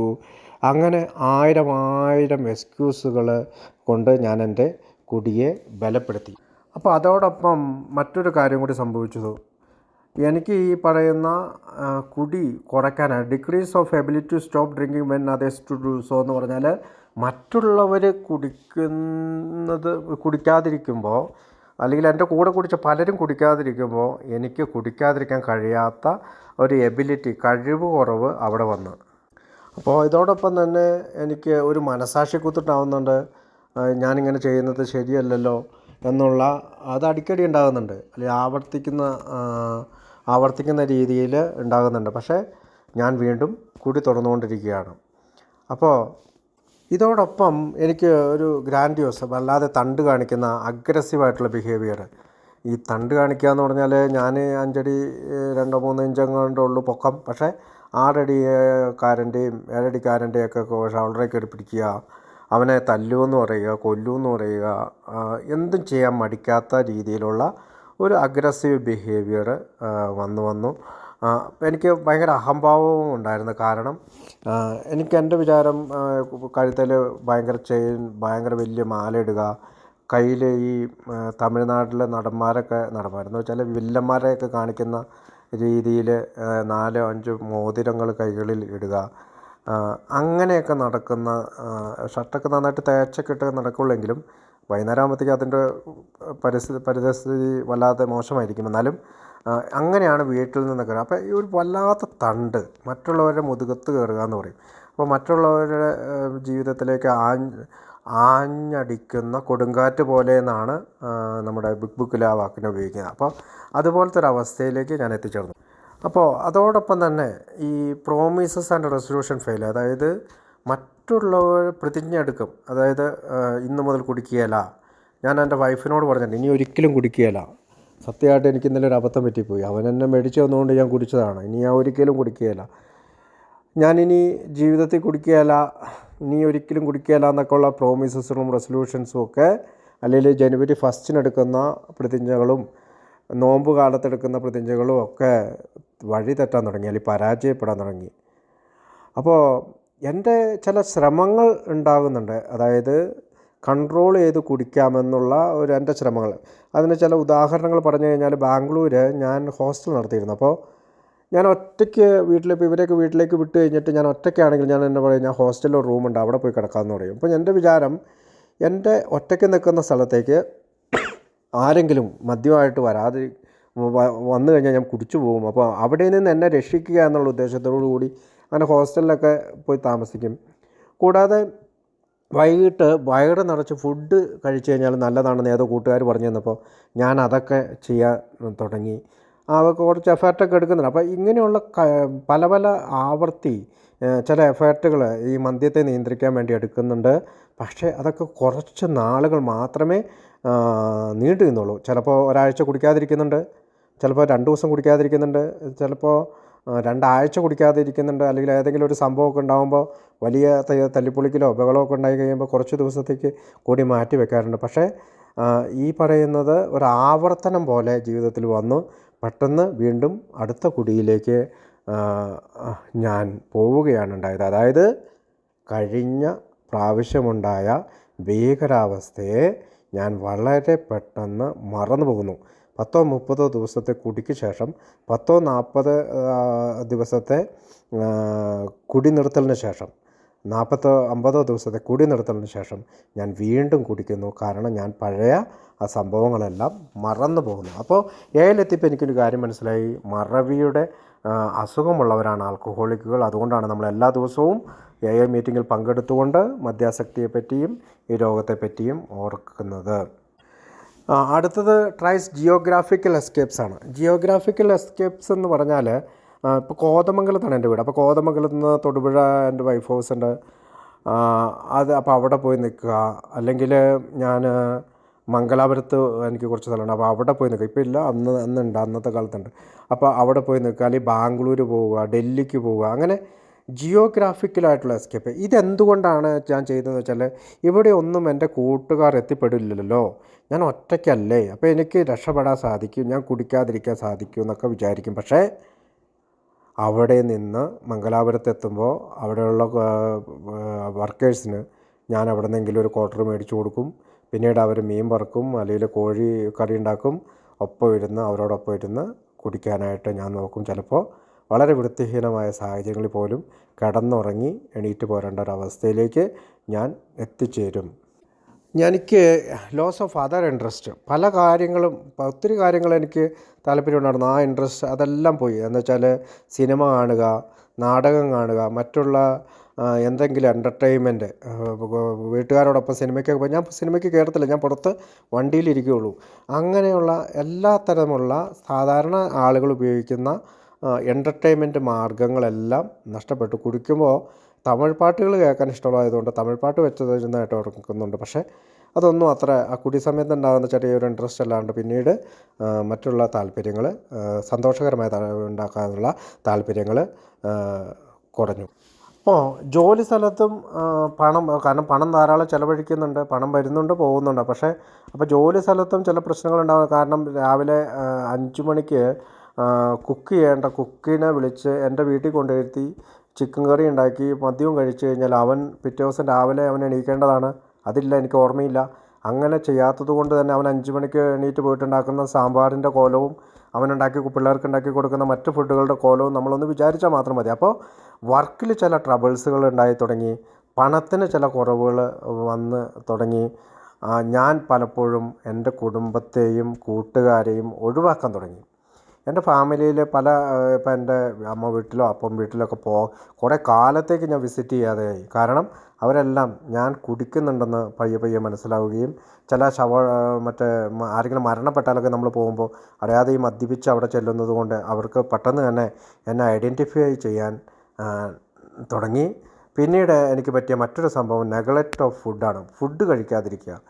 ഞാൻ രാവിലെ ഫുഡ് കഴിക്കാതിരുന്ന് വീട്ടിൽ നിന്ന് ഇറങ്ങിക്കഴിഞ്ഞാൽ ചിലപ്പോൾ വൈകുന്നേരം ഫുഡ് കഴിക്കുക, ചിലപ്പോൾ ഉച്ചയ്ക്ക് 2 മണിക്ക് ഫുഡ് കഴിക്കുക, 3 മണിക്ക് ഫുഡ് കഴിക്കുക. അപ്പോൾ രാവിലത്തെയും ഉച്ചയ്ക്കത്തേയും ബ്രേക്ക്ഫാസ്റ്റും ലഞ്ചും ഒക്കെ എനിക്ക് ശരിക്കും അവോയ്ഡായി. അപ്പോൾ അതെന്നെ വല്ലാതെ എൻ്റെ ശരീരത്തിൻ്റെ ക്രമത്തെ തന്നെ തെറ്റിച്ചു. അപ്പോൾ മദ്യവും ധാരാളം മദ്യം അടിച്ചു കയറ്റണം, അതോടൊപ്പം ഫുഡ് അടിച്ചു കൊടുപ്പോൾ എൻ്റെ ശരീരത്തിൻ്റെ ഷേപ്പ് മാറി, എൻ്റെ ഫാറ്റി ലിവറായി. കാരണം എൻ്റെ ലിവർ വലുതായി. അപ്പോൾ ശരീരത്തിന് വയറിന് ഉൾക്കൊള്ളാവുന്ന ഒരു സ്പേസ് ഇല്ലാത്തത് കൊണ്ട് അത് വീണ്ടും വയറ് വീർക്കുകയും ചെയ്തു. അപ്പോൾ ഈ ഫുഡിൻ്റെ നെഗ്ലക്റ്റ് കൊണ്ട് എനിക്ക് ഒരുപാട് പ്രശ്നങ്ങളുണ്ടായി എന്നുള്ളതാണ്. പിന്നെ അൺറീസണബിൾ റിസെൻമെൻറ്റ്സ്. ഒരു കാര്യമില്ല, എല്ലാവരോടും ദേഷ്യം. മൂത്ത പെങ്ങളോട് ദേഷ്യം, ഇളയ പെങ്ങളോട് ദേഷ്യം, അമ്മയോട് ദേഷ്യം, നാട്ടുകാരോട് മൊത്തം ദേഷ്യം. കാരണം എൻ്റെ ഓപ്പോസിറ്റ് സൈഡിൽ ഒരുപാട് ശത്രുപക്ഷത്തെ ആളുകൾ ഇങ്ങനെ നിരന്ന് നിൽക്കുന്നു. എൻ്റെ കോളേജിലെ പ്രിൻസിപ്പൾ ശത്രു, എല്ലാവരും ശത്രുപക്ഷത്ത് നിർത്തുന്നു, കൂട്ടുകാരെല്ലാം ശത്രുപക്ഷത്ത് നിർത്തുന്ന ഒരു സ്വഭാവം. ഡെലിവറിയും ട്രിമേഴ്സ് ആദ്യ കാലഘട്ടങ്ങളിൽ എനിക്കുണ്ടായിരുന്നു. കാരണം വെച്ചാൽ നിങ്ങൾക്കറിയാം, DTs, അതായത് മദ്യം കഴിക്കുമ്പോഴുണ്ടാകുന്ന ചില വിത്ഡ്രോവലുകൾ. അത് തലവേദനയായിരിക്കാം, ശരീരം മുഴുവൻ വേദനയായിരിക്കാം, പനിയായിരിക്കാം, പല അതെനിക്ക് ഉണ്ടാകുമായിരുന്നു. പക്ഷേ അതെല്ലാം ഞാൻ പലപ്പോഴും അവഗണിക്കുകയാണ് ചെയ്തത്. അപ്പോൾ അതിനോടൊപ്പം ഏർലി മോർണിംഗ് ഡ്രിങ്ക്സ് ഞാൻ സ്റ്റാർട്ട് ചെയ്തു. അതെൻ്റെ ഒരു ബന്ധു തന്നെ, നമ്മുടെ എപ്പോഴും കൂട്ടത്തിലുണ്ടാകുന്ന ഒരാൾ തന്നെ, നിങ്ങൾ രാവിലെ കുടിച്ചാൽ നല്ലതാണെന്ന് എനിക്കൊരു ഗൈഡ് ലൈൻസ് തന്നു. ഉടനെ തന്നെ ഞാൻ രാവിലെ കുടിക്കാൻ തുടങ്ങി. ആ ഡ്രിങ്ക് എന്നെ വല്ലാത്ത രീതിയിൽ കുടിപ്പിക്കുകയും എൻ്റെ ആൽക്കഹോൾ ടോളറൻസ് കുറയുകയും ചെയ്തു. അതായത് ഡിക്രീസ് ഇൻ ആൽക്കഹോൾ ടോളറൻസ് എന്ന് പറഞ്ഞാൽ ആദ്യ കാലഘട്ടത്തിൽ ടോളറൻസ് ലെവൽ കൂടുതലായിരുന്നു, കൂടുതൽ മദ്യം വേണമായിരുന്നു പെട്ടെന്ന് പൂസാകാൻ. പക്ഷേ എൻ്റെ ആൽക്കഹോൾ ടോളറൻസ് കുറഞ്ഞു എന്ന് പറഞ്ഞാൽ 2 അടിക്കുമ്പോഴത്തേക്കും ഞാൻ പൂസാവും, 1 അടിക്കുമ്പോഴത്തേക്കും പൂസാവും. ആളുകൾ ചോദിക്കാൻ തന്നെ, നിങ്ങൾക്ക് എന്ത് പറ്റി, എൻ്റെ കപ്പാസിറ്റി മുഴുവൻ പോയല്ലോ എന്നൊക്കെ ചോദിക്കും. അപ്പോൾ ആദ്യമൊക്കെ കപ്പാസിറ്റി ഉണ്ട്, വല്ലാത്ത സിറ്റിയാണ് നീ എന്നൊക്കെ പറഞ്ഞിരുന്ന ആളുകൾ ഈ പറയുന്ന എന്നെ കണ്ട്, നിനക്കിപ്പോൾ നിൻ്റെ കൂടെ കുടിക്കാൻ കൊള്ളത്തില്ല, 2 അടിക്കുമ്പോഴത്തേക്ക് നീ പൂസാവുകയാണ്, നിന്നെ ഞങ്ങൾക്ക് ചുമക്കാൻ പറ്റിയല്ല. അപ്പോൾ ഞാൻ ഓർക്കണ്ട, എൻ്റെ കൂട്ടുകാരൊക്കെ എന്നെ ഈ പുഴയിലൊക്കെ കൊണ്ട് കുളിപ്പിച്ചിട്ട് റെഡിയാക്കി വീട്ടിൽ കൊണ്ട് വിടുന്നതും ഇതൊക്കെ ഞാൻ ഓർക്കുന്നത്. അങ്ങനെ എൻ്റെ ഈ ടോളറൻസ് ലെവൽ കുറഞ്ഞുകൊണ്ടിരുന്നു. ധാർമ്മികമായ അധപ്പതനം അല്ലെങ്കിൽ മോറൽ ഡിറ്ററേഷൻ എന്ന് പറഞ്ഞിട്ടുണ്ടെങ്കിൽ ധാർമ്മികമായ ഒരു അധപ്പതനമാണ്. അതായത് ഞാൻ നുണ പറയാൻ തുടങ്ങി, മറ്റുള്ളവരെ പറ്റി കുറ്റം പറയാൻ തുടങ്ങി, ഞാൻ ചിലപ്പോൾ ഫോൺ വിളിച്ചിട്ട് മറ്റുള്ളവരോട് മോശമായിട്ടുള്ള വാക്കുകൾ ഉപയോഗിക്കാൻ തുടങ്ങി, തെറിയൊക്കെ പറയാൻ തുടങ്ങി, ബാഡ് വേർഡുകൾ യൂസ് ചെയ്യാൻ തുടങ്ങി, ഞാൻ പറ്റിക്കാൻ തുടങ്ങി, ഞാൻ പണം കടം മേടിച്ചാൽ കൊടുക്കാതായി തുടങ്ങി, ലോൺ എടുക്കാൻ തുടങ്ങി, ആരെങ്കിലും പണം തരുമെന്ന് പറഞ്ഞാൽ അവരോട് ഓക്കെ എന്ന് പറഞ്ഞ് അവരുടെ കയ്യിൽ നിന്ന് പൈസ കടം മേടിക്കാൻ തുടങ്ങി. അങ്ങനെ മൊത്തത്തിൽ എൻ്റെ ധാർമ്മിക നിലവാരം, അതിപ്പോൾ എങ്ങനെയാണ്, അത് ദൈവികതമായിട്ട് നിങ്ങൾ ഉപയോഗിക്കണോ മറ്റോ അതൊക്കെ എനിക്കറിയത്തില്ല. ഞാൻ എൻ്റെ ഒരു സ്പിരിച്വൽ ആസ്പെക്റ്റിലാണ് ചിന്തിക്കുക. അപ്പോൾ എൻ്റെ ഒരു ധാർമ്മിക നിലവാരത്തിന് മോശമായി തുടങ്ങി. അതോടൊപ്പം തന്നെയാണ് ഇമ്പയർഡ് തിങ്കിങ്. എൻ്റെ ചിന്താഗതികൾക്ക് വളരെ ചെറിയ മോശം വന്നു തുടങ്ങി. അതായത് ഇനി എന്തിന് ഞാൻ ജീവിക്കണം, ഇനി ഞാൻ എന്തിന് ജീവിച്ചുകൊണ്ട് കാര്യമില്ല, ഞാൻ ചെയ്യുന്ന പല കാര്യങ്ങളും കൊണ്ട് എനിക്ക് നിരാശ വരാൻ തുടങ്ങി. എനിക്ക് ആത്മഹത്യ ചെയ്യണമെന്ന് തോന്നി. ബാംഗ്ലൂർ താമസിക്കുന്ന ഫ്ലാറ്റിൽ നിന്നെടുത്ത് ചാടുകയോ എൻ്റെ വാഹനങ്ങൾ എവിടെയെങ്കിലും കൊണ്ടിടിക്കുകയോ അങ്ങനെ പല പല ആശയങ്ങളും എൻ്റെ മനസ്സിൽ വന്നു തുടങ്ങി. അപ്പോൾ എൻ്റെ ചിന്തകളെ മാറ്റി തുടങ്ങി. അടുത്തതായിട്ട് എനിക്ക് സംഭവിച്ചത് ഡ്രിങ്കിങ് വിത്ത് ക്രോണിക് യൂസേഴ്സ് എന്നാണ്. അതായത് സാധാരണ മട്ടിൽ കുടിച്ചിരുന്ന ഞാൻ ആദ്യ കാലഘട്ടങ്ങളിൽ വളരെ മിതമായിട്ട് കൂട്ടുകാരോടൊപ്പം രസത്തിന് കുടിച്ചിരുന്ന ഞാൻ ക്രോണിക് യൂസേഴ്സുമായിട്ട് ഡ്രിങ്കിങ് ചെയ്യുന്നത്. അതായത് എന്നെക്കാളും അധികം കുടിക്കുന്നവരുമായിട്ട്, ഇപ്പോൾ ഞാൻ ഒരെണ്ണം അടിക്കുമ്പോൾ രണ്ടെണ്ണം അടിക്കുന്നവരുമായിട്ട് കുടിക്കാൻ തുടങ്ങി. നോർമൽ ഡ്രിങ്കേഴ്സ് അല്ലെങ്കിൽ സോഷ്യൽ ഡ്രിങ്കേഴ്സിനെ ഞാൻ അവോയ്ഡ് ചെയ്തു. അവരുമായിട്ട് കുടിക്കാൻ പോയി കഴിഞ്ഞാൽ, കാരണം അവരൊരു പെഗ് എടുത്ത് വെച്ചിട്ട്, ഇപ്പോൾ പ്രത്യേകിച്ച് എൻ്റെ കോളേജിലെ ഡയറക്ടർ ഒരു പെഗ് എടുത്ത് വെച്ച് കഴിഞ്ഞാൽ 5 മണിക്കൂറൊക്കെ ആ പെഗിൻ്റെ മുമ്പിൽ ഇങ്ങനെ സിപ്പ് ചെയ്ത് അയാൾ കുടിക്കുന്നുണ്ടോയെന്ന് പോലും. പക്ഷേ അതേസമയം ഞാൻ ആ സമയം കൊണ്ട് 1.5 ഫുള്ളൊക്കെ അടിച്ച് കയറ്റുന്ന അവസാന കാലഘട്ടത്തിലെ കുടിയിൽ അങ്ങനെ അടിച്ച് കയറ്റുന്ന ഒരു ക്രോണിക് ആൽക്കഹോളിക്കായിട്ട് ഞാൻ മാറിത്തുടങ്ങി. പിന്നീട് അടുത്തത് ഡിഫൈനബിൾ ഫിയേഴ്സാണ്. ഭയം. അതെന്താണെന്ന് എനിക്ക് മനസ്സിലാവുന്നത്. എനിക്ക് എന്തെങ്കിലും പറ്റുമോ എന്നുള്ള ഭയമുണ്ട്, മരിക്കുമോ എന്നുള്ള ഭയമുണ്ട്, ആത്മഹത്യ ചെയ്യണമെന്ന് തോന്നുമ്പോഴും മരിക്കുമോ എന്നുള്ള പേടി, പിന്നെ മക്കളെ ഓർക്കുമ്പോൾ ഉണ്ടാകുന്ന, മൂത്ത മോനുള്ള അന്നേരം ഉണ്ടാകുന്ന ആകുലത, മറ്റ് പല ഭയങ്ങളും, സാമ്പത്തിക തകരുമോ, ജോലി നഷ്ടപ്പെടുമോ. അപ്പോൾ പലപ്പോഴും ഇൻഡെഫൈനബിളാണ് ഫിയേഴ്സ്. നമുക്കറിയാം, ആൽക്കഹോളിക് ആയിട്ടുള്ള ഓരോരുത്തർക്കും അത് ഉണ്ടാവാറുണ്ട്. ഭാര്യ പിരിഞ്ഞു പോകുമോ, ഭാര്യ വരുമോ, ഇനി വരാതിരിക്കുമോ, ഇനിയിപ്പോൾ ഏതെങ്കിലും പിരിഞ്ഞു പോയിട്ടുള്ള ഭാര്യമാരുണ്ടെങ്കിൽ അവർ എൻ്റെ ജീവിതത്തിലേക്ക് വരാതിരിക്കുമോ. അങ്ങനെ അൺഡിഫൈനബിൾ, ഒരു വ്യക്തമായിട്ട് പ്രവചിക്കാൻ അല്ലെങ്കിൽ നിർവചിക്കാൻ പറ്റാത്ത രീതിയിലുള്ള ഭയം. ഒരു പ്രവൃത്തി ചെയ്യാൻ പറ്റാത്ത, അല്ലെങ്കിൽ അനേബിൾ ടു ഇനിഷ്യേറ്റ് ആക്ഷൻ, ഒരു പ്രവൃത്തി ചെയ്യാൻ പറ്റാത്ത കഴിവില്ലായ്മ. എന്തെങ്കിലും ഒരു പ്രവൃത്തി, പണ്ടൊക്കെ ആണെങ്കിൽ പല ബിസിനസ് ചെയ്യുകയും പല കാര്യങ്ങൾ ചെയ്യുകയും ഓടുകയും ചാടുകയും കോളേജിൽ 10,000 കുട്ടികളെ നിയന്ത്രിക്കുകയും ഒരു അഡ്മിനിസ്ട്രേറ്റർ എന്ന് പറയുന്ന പദവിയിൽ ഇരുന്നുകൊണ്ട് അവരുടെ കാര്യങ്ങളെല്ലാം സർട്ടിഫിക്കറ്റൊക്കെ കൊടുക്കുകയൊക്കെ ചെയ്തിരുന്ന ആൾ പിന്നീട് പെട്ടെന്ന് രണ്ടാമത്തെ കുടിയിലേക്ക് വീണപ്പോൾ ആ ആക്ഷൻസൊക്കെ ചെയ്യാൻ പറ്റാത്ത അവസ്ഥ. ഇതേ സമയം തന്നെ ഒബ്സഷൻ ഓഫ് ഡ്രിങ്കിങ്. എനിക്ക് വീണ്ടും കുടിക്കണം, അല്ലെങ്കിൽ എനിക്ക് ഈ ഒഴിയബാധ എന്നിൽ നിന്ന് മാറുന്നില്ല, മനസ്സിൽ നിന്ന് വിട്ടുപോകാത്ത രീതിയിൽ, അല്ലെങ്കിൽ ഒരു കാര്യത്തെക്കുറിച്ച്, മദ്യത്തെക്കുറിച്ച് മാത്രം ചിന്തിക്കുന്ന ഒരവസ്ഥയിലേക്ക് ഞാൻ എത്തിച്ചേരുന്നു. പല കാര്യങ്ങളും സ്പിരിച്വൽ ഡിസൈഴ്സായിട്ടുള്ള കാര്യങ്ങൾ പറയുന്നുണ്ട്, പക്ഷേ ആ ആത്മീയതയ്ക്കൊന്നും വലിയ വ്യക്തത ഉണ്ടായിരുന്നില്ല.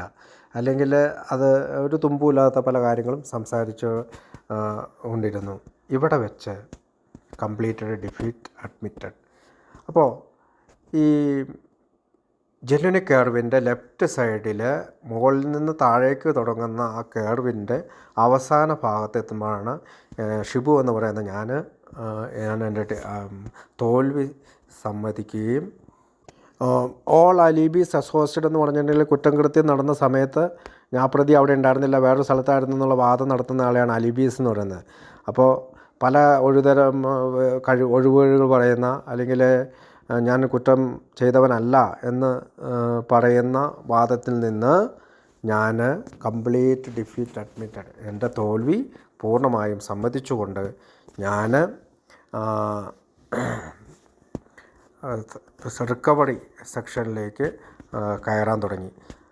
പക്ഷേ ഈ പറയുന്ന ക്രോണിക് ഫേസിൽ, അതായത് ആദ്യം ക്രൂഷ്യൽ ഫേസാണ്, തമാശയ്ക്കായി തുടങ്ങിയ മദ്യപാനം ഒരു ക്രോണിക് ഫേസിലേക്ക് എത്തിച്ചേരുമ്പോൾ ആ ഒരു സർക്കിളിൽ തന്നെ കറങ്ങി നിൽക്കാതെ ഞാൻ അവിടെ നിന്ന് പുറത്തേക്ക് ചാടി അടുത്ത സ്റ്റേജിട്ടായിട്ടുള്ള, അല്ലെങ്കിൽ obsessive drinking continuous in vicious circle എന്ന് പറഞ്ഞാൽ ഒരു വട്ടത്തിനുള്ളിൽ കടന്ന് കറങ്ങാതെ, ഒരു അതിൻ്റെ താഴെ ഒരു സർക്കിൾ കാണിച്ചിട്ടുണ്ട്, ആ സർക്കിളിൽ കടന്ന് കറങ്ങാതെ റൈറ്റ് സൈഡിലേക്കുള്ള മുകളിലേക്ക് കയറാനുള്ള ഒരു ശ്രമം നടത്തുന്നു. അതിനെയാണ് ഹോണസ്റ്റ് ഡിസയർ ഫോർ ഹെൽപ്പ് എന്നോ honest desire to stop drinking എന്നോ പറയാൻ പറ്റുന്നത്. എനിക്ക് ഒരു സത്യസന്ധമായ ഒരു ആഗ്രഹം എന്നിലുണ്ടാക്കിയിരുന്നു. ഇതിനെന്നെ സഹായിച്ചത് ഒരു ചികിത്സാ കേന്ദ്രമാണ്. നമ്മൾ ആദ്യമേ പറഞ്ഞ പോലെ റീഹാബിലിറ്റേഷൻ. എൻ്റെ പഴയ ശീലത്തെ പുതുക്കുന്നതിന് എന്നെ സഹായിച്ചത് റീഹാബിലിറ്റേഷനിൽ നിന്നാണ്. അവിടെ ഹോണസ്റ്റ് ഡിസയർ ഫോർ ഹെൽപ്പ് വന്നു. ഞാൻ എപ്പോഴും പറയാറുള്ള പോലെ എൻ്റെ ചികിത്സാ കേന്ദ്രത്തിൽ നിന്ന് സെബി എന്ന് പറയുന്ന ഇപ്പോൾ അമേരിക്കയിലുള്ള എൻ്റെ സുഹൃത്തായിട്ടുള്ള ആൽക്കഹോളിസം അനോണിമസിലെ മെമ്പർ എന്നെ മീറ്റിങ്ങിൽ എത്തിക്കുന്നു. അവിടെ വെച്ചിട്ട് ആൽക്കഹോളിസം മദ്യാസക്ത ഒരു രോഗമാണെന്ന് മനസ്സിലാകുന്നു.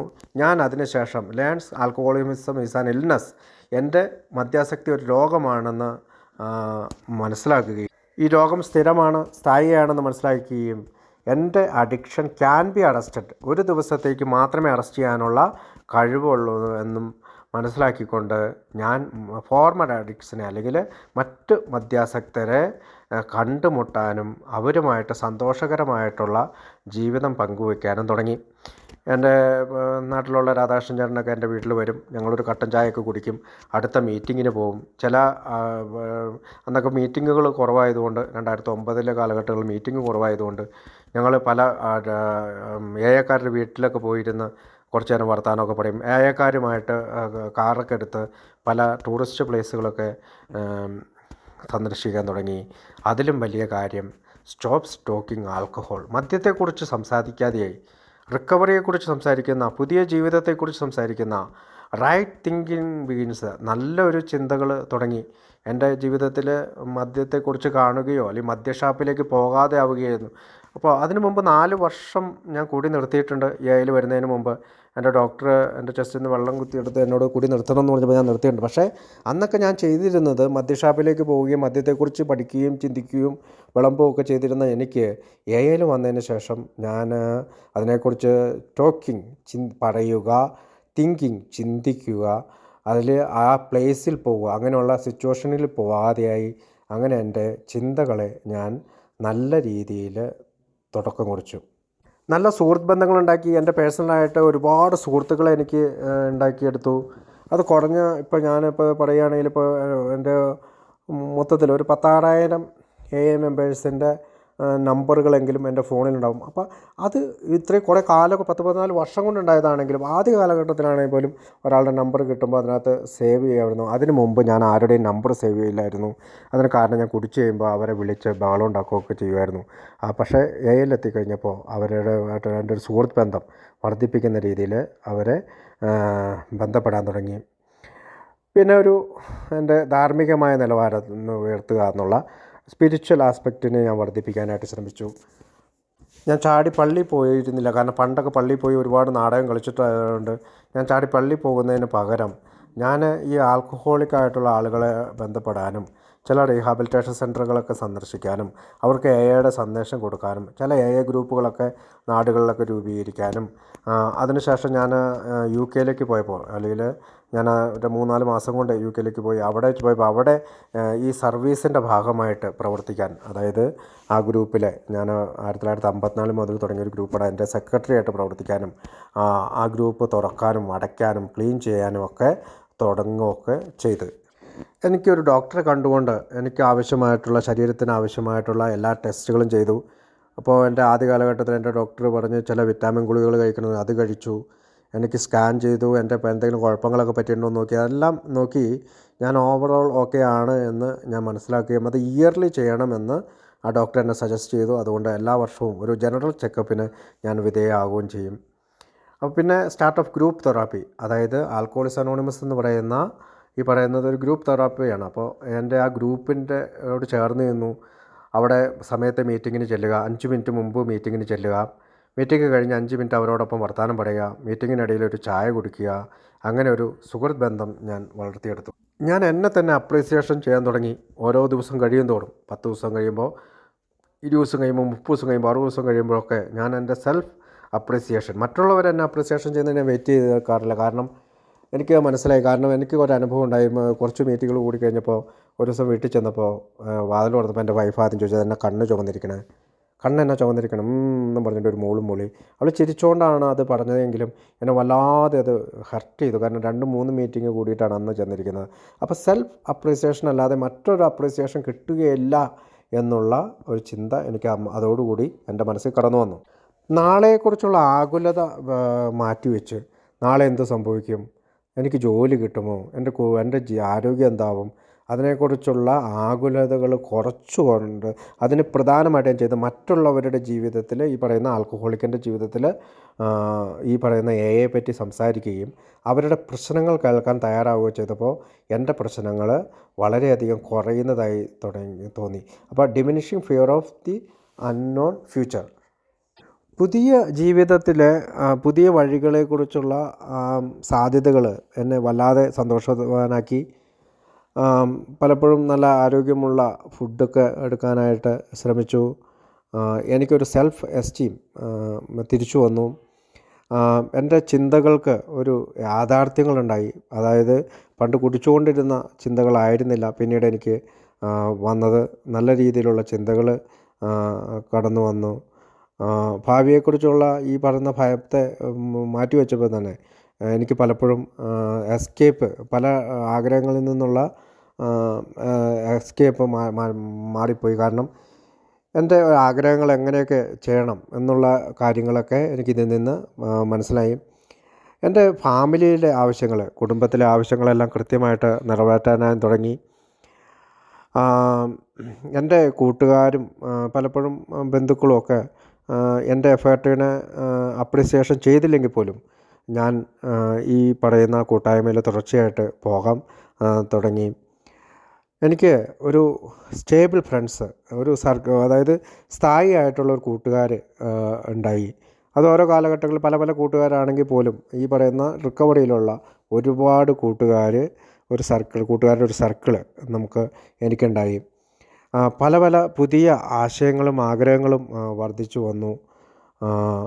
പിന്നെ എൻ്റെ സത്യസന്ധമായിട്ടുള്ള ധൈര്യപൂർവ്വം പല കാര്യങ്ങളെ ഞാൻ ഫേസ് ചെയ്തു. പ്രത്യേകിച്ച് ആദ്യ കാലഘട്ടത്തിലുണ്ടായ എൻ്റെ ജോലി, എനിക്ക് എൻ്റെ കൗൺസിലർ പറഞ്ഞ ജോലി നീ കളയുന്നതാകും നല്ലത്. അപ്പോൾ ഞാൻ ആ ധൈര്യപൂർവ്വം ആ ജോലി കളഞ്ഞു. കാരണം ബാംഗ്ലൂരുള്ള ജോലി കൊണ്ട് ഒരു പക്ഷേ ഞാൻ വീണ്ടും കുടിയിലേക്ക് പോവും, എന്നെ നശിപ്പിക്കുമെന്ന് മനസ്സിലായതുകൊണ്ടാകാം ആ നല്ലവനായ കൗൺസിലർ എന്നോട് അത് കളയാൻ പറഞ്ഞത്. പക്ഷേ 2-3 മാസം കൊണ്ട് ഞാൻ എൻ്റെ ഈ റിക്കവറിയിൽ എത്തിയപ്പോൾ തന്നെ എനിക്ക് എൻ്റെ പാസ്പോർട്ട്, കാരണം അന്ന് പാസ്പോർട്ട് എനിക്ക് കിട്ടിയിരുന്നില്ല. ഞാൻ ഒരു ക്രിമിനൽ കേസിൽ പ്രതിയായതുകൊണ്ട് എൻ്റെ പാസ്പോർട്ട് തടഞ്ഞു വെച്ചിരിക്കുകയായിരുന്നു. പക്ഷേ ഈ പറയുന്ന പോലെ പുതിയ ചിന്തകളൊക്കെ കടന്നു വന്നപ്പോൾ പുതിയ ലൈഫിൽ ചില തീരുമാനങ്ങളൊക്കെ എടുക്കേണ്ടി വന്നു. അങ്ങനെ ഞാൻ കൊച്ചിൻ എയർപോർട്ടിൽ പോയി, പാസ്പോർട്ട് ഓഫീസിൽ പോയി. അവിടുത്തെ ഓഫീസറെ കണ്ട് എൻ്റെ കാര്യം പറഞ്ഞപ്പോൾ അവർ പറഞ്ഞു, നീ ഇങ്ങനെ ഒരു ജഡ്ജ്മെൻറ്റ് കിട്ടും, അപ്പോൾ ആ ജഡ്ജ്മെൻറ്റ് മേടിച്ചുകൊണ്ട് വരാൻ പറഞ്ഞു. അപ്പോൾ എന്നെ ബാറിലുണ്ടായ ഒരു അടിപ്രശ്നത്തിലാണ് ഞാൻ ക്രിമിനൽ കേസിൽ പ്രതിയായത്. അപ്പോൾ ആ ജഡ്ജ്മെൻറ്റ് ഉണ്ടായിരുന്നു, എന്നെ വെറുതെ വിട്ടിരുന്നു. അപ്പോൾ ആ ജഡ്ജ്മെൻറ്റ് കൊണ്ട് കൊടുത്തപ്പോൾ ഉടനെ തന്നെ എനിക്ക് പാസ്പോർട്ട് കിട്ടി. ഞാനിവിടെ പറയാൻ കാരണം ഇങ്ങനെയുള്ള ഫാക്റ്റുകൾ ഞാൻ ധൈര്യപൂർവ്വം ഫേസ് ചെയ്യാൻ തുടങ്ങി. പക്ഷേ കുടിച്ചിരുന്ന കാലഘട്ടങ്ങളിൽ പല കാര്യങ്ങളും ഞാൻ മറച്ച് വെക്കാനാണ് ശ്രമിച്ചത്. ചില ബാങ്കുകളിലെ ലോൺ എന്നെ വല്ലാതെ കുഴപ്പത്തിലാക്കി. പലപ്പോഴും ഞാൻ എൻ്റെ ഗ്രൂപ്പിലെ വക്കീലിനോടൊക്കെ ഇടയ്ക്ക് ടെൻഷൻ പൂർവ്വം ചോദിക്കും, ലോൺ എടുത്തിട്ടുണ്ട്, അപ്പോൾ എനിക്കെന്തെങ്കിലും പറ്റുമോ ഇങ്ങനെ ചോദിക്കുക. എന്തൊക്കെയാണ് ഇവർ ഈ ചെണ്ട കൂട്ടുകയൊക്കെ ചെയ്യുമല്ലോ, അപ്പോൾ അത് എനിക്ക് പേടിയായിരുന്നു. അങ്ങനെയൊക്കെയുള്ള ഈ ലോണ് അടയ്ക്കാതെയൊക്കെ വന്നിട്ട് ചെണ്ട കൂട്ടുമെന്നൊക്കെയുള്ള പേടിയൊക്കെ ഉണ്ടായിരുന്നു ആദ്യ കാലഘട്ടങ്ങളിൽ. പക്ഷേ പിന്നീട് എപ്പോഴും അത് മാറാനായിട്ട് എന്നെ ഈ ഗ്രൂപ്പ് തെറാപ്പി സഹായിച്ചു എന്നുള്ളതാണ്. എൻ്റെ ഇമോഷനെ ഞാൻ കൺട്രോൾ ചെയ്തു തുടങ്ങി. പെട്ടെന്ന് ദേഷ്യപ്പെട്ടിരുന്ന, മറ്റുള്ളവരോട് പെട്ടെന്ന് വൈകാരികമായിട്ട് സംസാരിച്ചിരുന്ന എനിക്ക് അത് കുറയാൻ തുടങ്ങി. അത് ഇമോഷനെ കൺട്രോൾ ചെയ്യാനായിട്ട് എനിക്കൊരു വലിയ ശക്തി കിട്ടി. പലപ്പോഴും ചാടി എല്ലാവരോടും വർത്താനം പറഞ്ഞ് ദേഷ്യപ്പെട്ട് ഇരുന്ന എനിക്ക് അത് വല്ലാത്തൊരു അത്ഭുതമായി തോന്നി. അപ്പോൾ എൻ്റെ എക്കണോമിക് സ്റ്റെബിലിറ്റീനെ, എൻ്റെ UK യിലേക്കുള്ള യാത്ര എൻ്റെ എക്കണോമിക്കായിട്ടുള്ള സാമ്പത്തിക സ്റ്റെബിലിറ്റി നിലനിർത്താൻ സഹായിച്ചു. എൻ്റെ എംപ്ലോയറോടുള്ള വിശ്വസ്തത പാലിക്കാനായിട്ട് ഞാൻ ശ്രമിച്ചു. പലപ്പോഴും ചില പ്രശ്നങ്ങളൊക്കെ അന്നേരം ഉണ്ടെങ്കിൽ പോലും എൻ്റെ സ്പോൺസർമാർ എന്നെ ചാടി കറക്റ്റായിട്ടുള്ള ഒരു നിലയിലേക്ക് എത്തിക്കാനായിട്ട് സഹായിച്ചു. എൻ്റെ സുബോധാവസ്ഥയിലൊരു സംതൃപ്തി വന്നു തുടങ്ങി, ഒരു സന്തുഷ്ടി. കാരണം എനിക്ക് ഒരു സംതൃപ്തിപരമായൊരവസ്ഥയായിരുന്നു എൻ്റെ സുബോധാവസ്ഥ. കാരണം കുടിക്കുമ്പോൾ കിട്ടുന്ന ഒരു സന്തോഷത്തേക്കാൾ കൂടുതൽ കുടിക്കാതിരിക്കുമ്പോൾ മറ്റുള്ള ആളുകൾ അല്ലെങ്കിൽ ആൽക്കഹോളിക്കായിട്ട് പുതിയവരൊക്കെ ആയിട്ട്, പ്രത്യേകിച്ച് പുതിയവരൊക്കെ ആയിട്ട് സംസാരിക്കുമ്പോൾ അവനിൽ എന്നെ കാണാൻ, അതായത് ഞാൻ പുതിയ ആളായിട്ട് ചിലപ്പോൾ ഷിബു ആണായിരിക്കുന്നത് അല്ലെങ്കിൽ ഷിബുവിൻ്റെ സ്വഭാവമാണ് അവൻ കാണിക്കുന്നതെന്നൊക്കെ ചിന്തിച്ചുകൊണ്ട് ഒരു സംതൃപ്തി കിട്ടുവാനായിട്ട് തുടങ്ങി. പേഴ്സണൽ അപ്പിയറൻസിൻ്റെ കെയർ ചെയ്യാൻ തുടങ്ങി. ഞാൻ ആദ്യത്തെ മീറ്റിംഗ് ചെല്ലുമ്പോൾ എല്ലാവരും ഷേവൊക്കെ ചെയ്ത് നല്ല വസ്ത്രങ്ങളൊക്കെ അണിഞ്ഞപ്പോൾ എനിക്ക് മനസ്സിലായി ആൽക്കഹോളിസം കഴിഞ്ഞ് ഞാൻ ഈ ഗ്രൂപ്പിലെത്തുമ്പോൾ നന്നായി ഡ്രസ്സപ്പ് ചെയ്യണം. കാരണം പ്രത്യേകിച്ച് വിദേശ രാജ്യങ്ങളിലൊക്കെ അവർ കോട്ടൊക്കെ ഇട്ട് ടൈയൊക്കെ കെട്ടി ആണ് വരുന്നത്. അപ്പോൾ അതുകൊണ്ട് എനിക്കത് കൂടുതൽ ടേക്ക് കെയർ ചെയ്യേണ്ടതായിട്ട് വന്നു.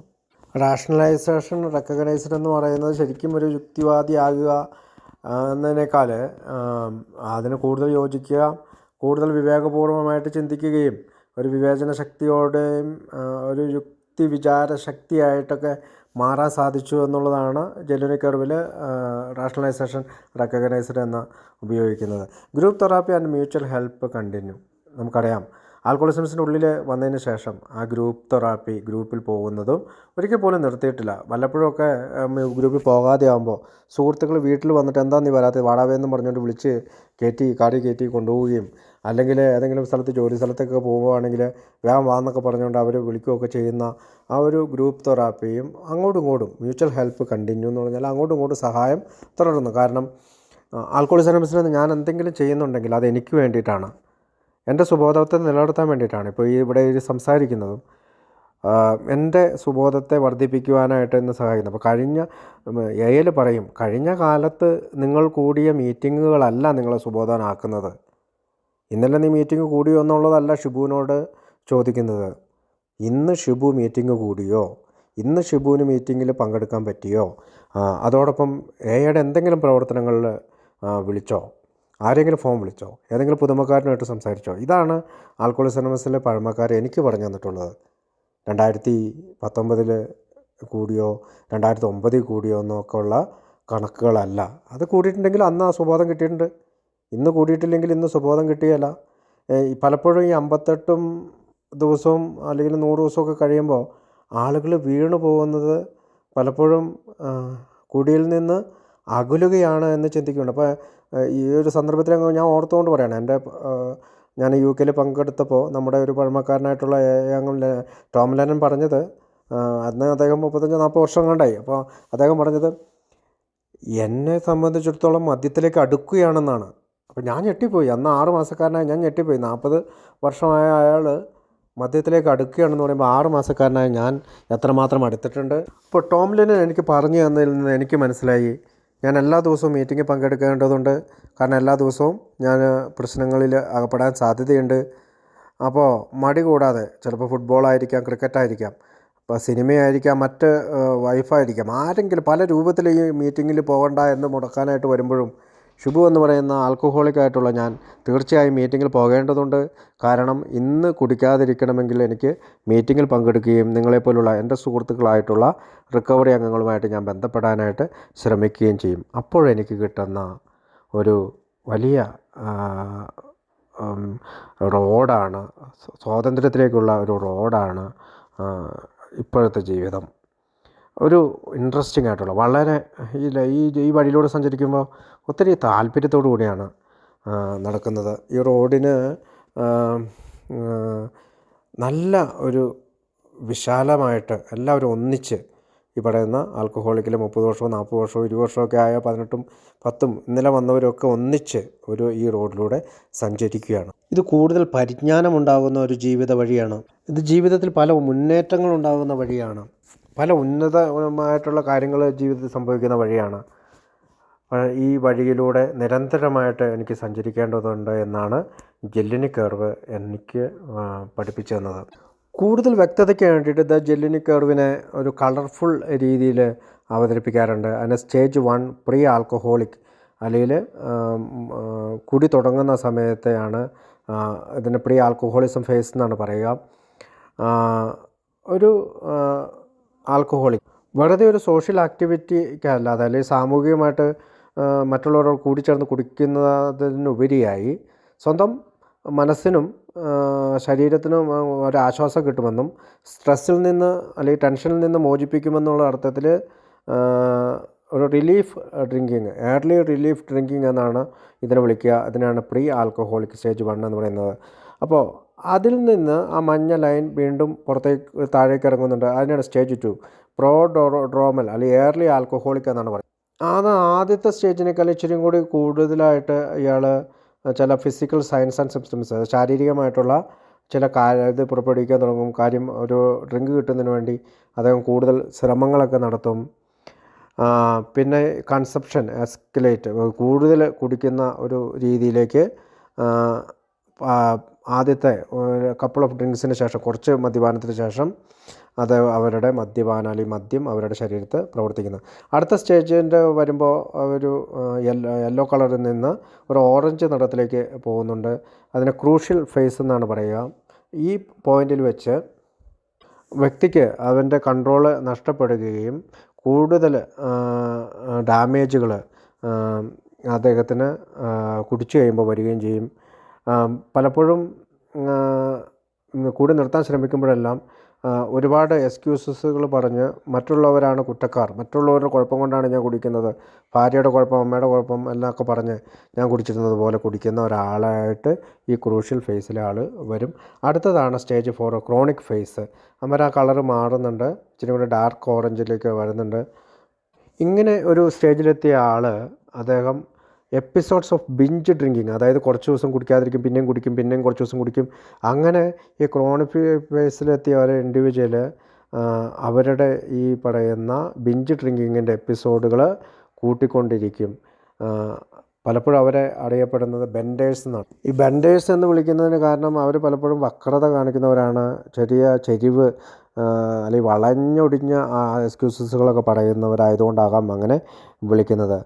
അവർക്കുടെ ശരീരവും മനസ്സും ഈ പറയുന്ന സുബോധാവസ്ഥയിലെത്തുക എന്നുള്ള ആ ഒരവസ്ഥയെ ഡിക്ലൈൻ ചെയ്യും. കാരണം അവർക്ക് അവരുടെ ചിന്തകൾ ഇമ്പയർഡാണ്, വൈകല്യം നിറഞ്ഞ ചിന്തകൾ. അതായത് എനിക്ക് കുടിക്കാതിരിക്കാൻ സാധിക്കുമെന്നുള്ള ചിന്ത അവരിലേക്ക് വരാതെയാകുന്നു. അതാണ് ഇവിടെ വൈകല്യം എന്ന് ഉദ്ദേശിക്കുന്നത്. ചിന്തയിലെ വൈകല്യം എന്ന് വെച്ചാൽ മറ്റു വൈകല്യങ്ങളല്ല, ഈ അവരുടെ ചിന്താഗതിയിൽ എനിക്ക് കുടി നിർത്താൻ സാധിക്കുമെന്നുള്ള ഒരാശയം കടന്നു വരാത്തക്ക രീതിയിൽ ബ്ലോക്കായിരിക്കുന്നു. അങ്ങനെ മാനസികമായിട്ടുള്ള ഒരുപാട് എപ്പിസോഡുകൾ കടന്നു പോകുന്ന ഒരു ഫേസിലേക്ക് ഈ ലേറ്റ് ആൽക്കഹോളിക്കിലേക്ക് ക്രോണിക് ഫേസ് ആൽക്കഹോളിക്ക് വരുന്നു. അടുത്ത സ്റ്റേജാണ് റോക്ക് ബോട്ടം. നമുക്ക് മനസ്സിലാവും അടിത്തട്ട്. റോക്ക് ബോട്ടം എന്ന് പറഞ്ഞാൽ ഒരാൾ അടിത്തട്ട് എത്തുക എന്ന് പറഞ്ഞാൽ, ഞാനൊരു ഉദാഹരണം പറയാം. ഒരു കിണർ കുഴിക്കുന്നു. ഒരു കിണർ കുഴിക്കുന്നതിനോട് നമ്മുടെ അടിത്തട്ടിനെ സങ്കല്പിച്ച് കഴിഞ്ഞാൽ, ഞാൻ 2009 ഓഗസ്റ്റ് 15 എയിലെത്തിയപ്പോൾ എൻ്റെ അടിത്തട്ട് തീരുമാനിച്ചു. കാരണം എനിക്ക് വേണ്ടി തീരുമാനിക്കാമായിരുന്നു. എൻ്റെ ഭാര്യ പോയിട്ടില്ല, എൻ്റെ സ്ഥലം പോയിട്ടില്ല, വീട് പോയിട്ടില്ല എന്നോ അല്ലെങ്കിൽ എനിക്ക് മറ്റ് രോഗങ്ങളൊന്നുമില്ല എന്നൊക്കെ പറഞ്ഞ് പല തീരുമാനിക്കുമായിരുന്നു. പക്ഷേ ഞാൻ എൻ്റെ റോക്ക് ബോട്ടം അവിടെ വെച്ച് തീരുമാനിച്ചു. പക്ഷേ ചില ആളുകൾ പിന്നെയും കുഴിച്ച് താഴത്തേക്ക് ഇറങ്ങും. അന്നേരം ചിലപ്പോൾ ഭാര്യ പിരിഞ്ഞു പോകും, അന്നേരം അവർ പറയും കുഴപ്പമില്ല, ചിലപ്പോൾ ജോലി നഷ്ടപ്പെടും, ചിലപ്പോൾ പോലീസ് കേസ് ഉണ്ടാവും, ചിലപ്പോൾ ജയിലിലാവും, അന്നേരമൊക്കെ പിന്നെയും താഴ്ത്തിക്കൊണ്ടിരിക്കുകയാണ്. പക്ഷേ ഇവിടെയാണ് ജെല്ലിനിക് കർവിൽ പറയുന്ന ഈ റോക്ക് ബോട്ടത്തെ ഫൈൻഡ് ഔട്ട് ചെയ്യേണ്ടത് അവനവൻ തന്നെയാണ്. എയിൽ കടന്നു വരുന്ന ഓരോരുത്തരും ഞാൻ റോക്ക് ബോട്ടം എത്തി എന്ന് ചിന്തിക്കുന്ന ചിന്താഗതിക്ക് കൂടുതൽ ഊർജം പകരുന്ന ചിന്താഗതികൾ. പലപ്പോഴും നോട്ട് എറ്റ്, നിങ്ങൾക്ക് ഇനിയും ഇതൊന്നും വന്നിട്ടുണ്ടാവില്ല, നിങ്ങളുടെ ഭാര്യ പിരിഞ്ഞു പോയിട്ടുണ്ടാവില്ല, ഒന്നും സംഭവിച്ചിട്ടില്ല, പക്ഷേ ഒരു പക്ഷേ നിങ്ങൾക്ക് കടന്നും ഇങ്ങനെയുള്ള കാര്യങ്ങളെല്ലാം നിങ്ങളുടെ ജീവിതത്തിൽ സംഭവിച്ചു പോയേക്കാം എന്നുള്ള ചിന്താഗതി വരുന്നതായിരിക്കും ഈ റോക്ക് ബോട്ടം അംഗീകരിക്കാൻ ഉള്ള കൂടുതൽ എളുപ്പം. അടുത്തതാണ് ഗ്രീൻ ഇതിൽ കാണുന്ന റിക്കവറി ഫേസ്. അപ്പോൾ ജെല്ലിനിക് കർവ് പറയുന്നത് ഈ റോഡ് ടു റിക്കവറി, അതായത് സുബോധാവസ്ഥയിലേക്കുള്ള ഒരു റോഡ് സ്റ്റാർട്ട് ചെയ്യുന്നത് തന്നെ ഹോണസ്റ്റ് ഡിസൈഡ് ഫോർ ഹെൽപ്പ് എന്നാണ്. മറ്റുള്ളവരുടെ സഹായം ആവശ്യപ്പെടുക. ഇപ്പോൾ ചിലപ്പോൾ അത് റീഹാബ് പ്രോസസ്സ്, ഒരു റീഹാബ് സെൻറ്ററിൽ പോകുന്നതുകൊണ്ടായിരിക്കാം, അല്ലെങ്കിൽ ഒരു എയക്കാരനെ വിളിക്കുന്നതുകൊണ്ടായിരിക്കാം, അല്ലെങ്കിൽ ഈ ട്രീറ്റബിളായിട്ടുള്ള ഈ അഡിക്ഷൻ ഡിസീസായി കണ്ടുകൊണ്ട് എവിടെയെങ്കിലും ആശുപത്രി പ്രവേശിക്കുന്നതാകാം. ഇതെല്ലാം തുടങ്ങുന്നത് നമ്മുടെ മദ്യം നമ്മൾ ഉപേക്ഷിക്കുന്നതിലൂടെയാണ്. Quit the alcohol. മദ്യം ഉപേക്ഷിക്കുന്നതിലൂടെ തുടങ്ങുന്ന റിക്കവറി ഫേസിനെയാണ് പച്ച നിറത്തിൽ കാണിച്ചിരിക്കുന്നത്. അപ്പോൾ എല്ലാവരെയും ആൽക്കഹോളിക്സ് അനോണിമസിലേക്ക് സ്വാഗതം ചെയ്യുകയാണ്. കാരണം ആൽക്കഹോളിക്സ് അനോണിമസ് അനുഭവങ്ങളും ശക്തിയും പ്രതീക്ഷയും പരസ്പരം പങ്കുവയ്ക്കുന്നതിലൂടെ തങ്ങളുടെ പൊതുപ്രശ്നമായ അമിത മദ്യാസക്തി എന്ന രോഗത്തിന് പരിഹാരം കാണാൻ കഴിയുകയും അപ്രകാരം മറ്റുള്ളവരെ അമിത മദ്യാസക്തിയിൽ നിന്ന് മോചിതം സഹായിക്കുകയും ചെയ്യുന്ന സ്ത്രീ പുരുഷന്മാരുടെ ഒരു കൂട്ടായ്മയാണ്. അപ്പോൾ ഇവിടെ അംഗത്വത്തിനുള്ള വേഗ നിബന്ധന മദ്യപാനം നിർത്തണമെന്നുള്ളൊരു ആഗ്രഹം മാത്രം മതി. മറ്റ് ഫീസുകളോ പൈസയോ ഒന്നും അടയ്ക്കേണ്ട കാര്യമില്ല. അതുപോലെ തന്നെ ഒരു രാഷ്ട്രീയം ചർച്ച ചെയ്യേണ്ട, ഒരു വിഭാഗത്തിലും പെടേണ്ട, ഒരു ഗ്രൂപ്പും ഇല്ല, കക്ഷിയില്ല, ഒരു സംഘടനയല്ല ഇതൊരു സ്ഥാപനവുമല്ല. നമ്മൾ പൊതുവായിട്ടുള്ള നമ്മുടെ പ്രശ്നമായ മദ്യാസക്തിയിൽ നിന്ന് മോചനം നേടാനായിട്ട് ശ്രമിക്കുന്ന ഒരു കൂട്ടായ്മയാണ്. അപ്പോൾ നമ്മുടെ പവർ പോയിൻറ്റിൽ ഒരു ബ്രീഫ് അബൌട്ട് എന്താണ് ആൽക്കഹോളിക്സ് അനോണിമസ് എന്നൊക്കെ കാണിച്ചിട്ടുണ്ട്. അപ്പോൾ ഇതിനെക്കുറിച്ച് നമ്മുടെ എയുടെ ചരിത്രമൊക്കെ പറയുമ്പോൾ കുറേയൊക്കെ ഞാൻ പറഞ്ഞതുകൊണ്ട് നമുക്കറിയാം ജൂൺ 10 ആൽക്കഹോളിക്സ് അനോണിമസിൻ്റെ ജനനം. അത് ബിൽ ഡബ്ല്യു എന്ന് പറയുന്ന സ്റ്റോക്ക് ബ്രോക്കർ ഡോക്ടർ ബോബിനെ കാണാൻ പോയ ദിവസത്തെ അനുസ്മരിച്ചുകൊണ്ടാണ് ആ ദിവസത്തെ നമ്മൾ ഇതായിട്ട് കണക്കാക്കുന്നത്. പിന്നെ ആൽക്കഹോളിക്സ് അനോണിമസിൻ്റെ ബുക്കിൻ്റെ പേര് ബിഗ് ബുക്കാണ്. ഇപ്പോൾ ബിഗ് ബുക്കിൻ്റെ ജനനമൊക്കെ ആരെങ്കിലും സംസാരിക്കുമ്പോൾ അതിനെപ്പറ്റി പറയും. 100 ആൽക്കഹോളിക്കുകളായിട്ടുള്ള 100 അംഗങ്ങൾ മോചനം നേടിയതിന് ശേഷം ലോകം മുഴുവൻ ഇത് പ്രചരിപ്പിക്കുവാൻ വേണ്ടിയിട്ട് തിരഞ്ഞെടുത്തതാണ് ആൽക്കഹോളിക്സ് അനോണിമസിലെ ബുക്കുകൾ. നമുക്കറിയാവുന്ന പോലെ ആൽക്കഹോളിക്സ് അനോണിമസിൻ്റെ ബുക്കിൽ 1939 ജനനം എടുത്തതിന് ശേഷം അനേകം അനോണിമസ് പ്രോഗ്രാമുകൾ, ഏകദേശം 200ഓളം അനോണിമസ് പ്രോഗ്രാമുകൾ നമ്മുടെ ബുക്ക് ഉപയോഗിച്ച് പ്രവർത്തിക്കുന്നുണ്ട്. നാർക്കോട്ടിക്സ് അനോണിമസ്, സെക്സോളിക് അനോണിമസ്, നിക്കോട്ടിക് അനോണിമസും തുടങ്ങി പല ഓവർ ഈറ്റിംഗ് അനോണിമസ് തുടങ്ങി ഒരുപാട് അനോണിമസ് പ്രോഗ്രാമുകൾ പ്രവർത്തിക്കുന്നുണ്ട്. അപ്പോൾ ആൽക്കഹോളിക്സ് അനോണിമസിൻ്റെ ഈ പറയുന്ന തത്വങ്ങൾ പലപ്പോഴും നമുക്ക് ഒരുപാട് സഹായകമാണ്. ഡോക്ടർ സിൽക്ക്വർത്തിൻ്റെ ഡോക്ടേഴ്സ് ഒപ്പീനിയൻ്റെ ആദ്യത്തെ പ്രിൻ്റ്, അതായത് 1939 അടങ്ങിയ ബിഗ് ബുക്കിൻ്റെ ആദ്യത്തെ എഡിഷനിൽ സിൽക്ക്വർത്തിൻ്റെ പേര് കൊടുത്തിട്ടില്ല. എന്തുകൊണ്ടാണ് ഡോക്ടർ സിൽക്ക്വർത്തിൻ്റെ പേര് കൊടുക്കാതിരുന്നത് എന്ന് നമുക്കറിയാം. അന്നത്തെ കാലത്ത് ആൽക്കഹോളിസം ഒരു ഡിസീസാണെന്നോ അല്ലെങ്കിൽ ഇങ്ങനെ പൊതുവേദികളിൽ അല്ലെങ്കിൽ വൈദ്യശാസ്ത്രത്തിൽ ജ്ഞാനമുള്ള ഒരു ഡോക്ടർ അങ്ങനെ പറയുമ്പോൾ പൊതുവേദിയിലുണ്ടാകാനുള്ള എതിർപ്പ് ഭയന്നിട്ടാണ് ഡോക്ടർ സിൽക്ക്വർത്ത് ആദ്യമേ പേര് കൊടുക്കാണ്ടിരുന്നത്. പക്ഷേ പിന്നീട് പലപ്പോഴും രോഗം ആൽക്കഹോളിസം ഒരു ഡിസീസായിട്ട് അംഗീകരിക്കുകയും വൈദ്യശാസ്ത്രമൊക്കെ കണ്ടുപിടിക്കുകയൊക്കെ ചെയ്തതിന് ശേഷം അദ്ദേഹം തൻ്റെ കുടുംബത്തിൻ്റെ അനുവാദത്തോടു കൂടി ബിഗ് ബുക്ക് ആൽക്കഹോളിക്സ് അനോണിമസ് പേര് കൊടുക്കുകയാണ് ചെയ്തത്. ബിഗ് ബുക്കിൽ പേര് കൊടുക്കുകയാണ് ചെയ്തത്. അപ്പോൾ ഇതൊരു അവയർനെസ്സിന് വേണ്ടി പറഞ്ഞു എന്ന് മാത്രം. അപ്പോൾ നൂറ്റാണ്ടുകളായിട്ട് കുടിച്ചിരുന്ന മനുഷ്യൻ്റെ പ്രശ്നത്തെ കണ്ടുപിടിച്ചത് നമ്മൾ ചരിത്രം പരിശോധിക്കുമ്പോൾ ആൽക്കഹോളിക്സ് അനോണിമസ് ആണ് എന്ന് പറയേണ്ടി വരും. ബിൽ ഡബ്ല്യുവും ഡോക്ടർ ബോബുമാണ് ആദ്യമായിട്ട് സോബറായ ആൽക്കഹോളിക്സ് അനോണിമസിൻ്റെ തത്വങ്ങളനുസരിച്ച് സോബറായ 2 അംഗങ്ങൾ. പിന്നീട് 100 പേരും പിന്നീട് അവരിൽ നിന്ന് ഞാനുൾപ്പെടെ നിങ്ങളുൾപ്പെടെയുള്ള ആളുകളിലേക്ക് ഇത് എത്തിച്ചേരുകയാണ് ചെയ്തത്. അപ്പോൾ ആൽക്കഹോളിസം ഒരു ഇൽനെസ്സാണ്, ഡിസീസാണ് എന്ന് സങ്കല്പിക്കുന്നവർക്കാണ് മദ്യാസക്തിയിൽ നിന്ന് മോചനം നേടാനായിട്ട് കൂടുതൽ എളുപ്പം ഉണ്ടാകുക. ഡോക്ടർ സിൽക്ക്വർത്ത് താൻ ചികിത്സിച്ചിട്ടുള്ള അനേകം ആളുകളുടെ ആൽക്കഹോളിക്കിൻ്റെ ചികിത്സയിൽ നിന്ന് കിട്ടിയ അനുഭവ പരിജ്ഞാനത്തിൽ നിന്നാണ് ഈ 2 ലെറ്ററുകൾ ആൽക്കഹോളിക്സ് അനോണിമസിൽ കൊടുക്കുന്നത്. അതാണ് ഡോക്ടർ ഒപ്പീനിയനിൽ ബിഗ് ബുക്കിൻ്റെ ആദ്യത്തെ ഭാഗത്ത് നമ്മൾ വായിക്കുന്നത്. അപ്പോൾ എന്തുമാത്രം ചികിത്സകൾ നടത്തിയാലും വികാരസാന്ദ്രമായ സമീപനങ്ങളും ഈ രോഗത്തിന് മാറ്റം കിട്ടാനായിട്ട് മതിയാകാതെ വരുന്നു. ഒരു അമിത മദ്യപാന രോഗികൾക്ക് അവരിലൊരു താല്പര്യമൊക്കെ ഉണ്ടാക്കി പിടിച്ചു നിർത്താനുള്ള ഈ നമ്മുടെ സന്ദേശത്തിന് ഒരു ആഴവും തൂക്കമൊക്കെ ഉണ്ടെങ്കിൽ അവൻ നിൽക്കുകയുള്ളൂ.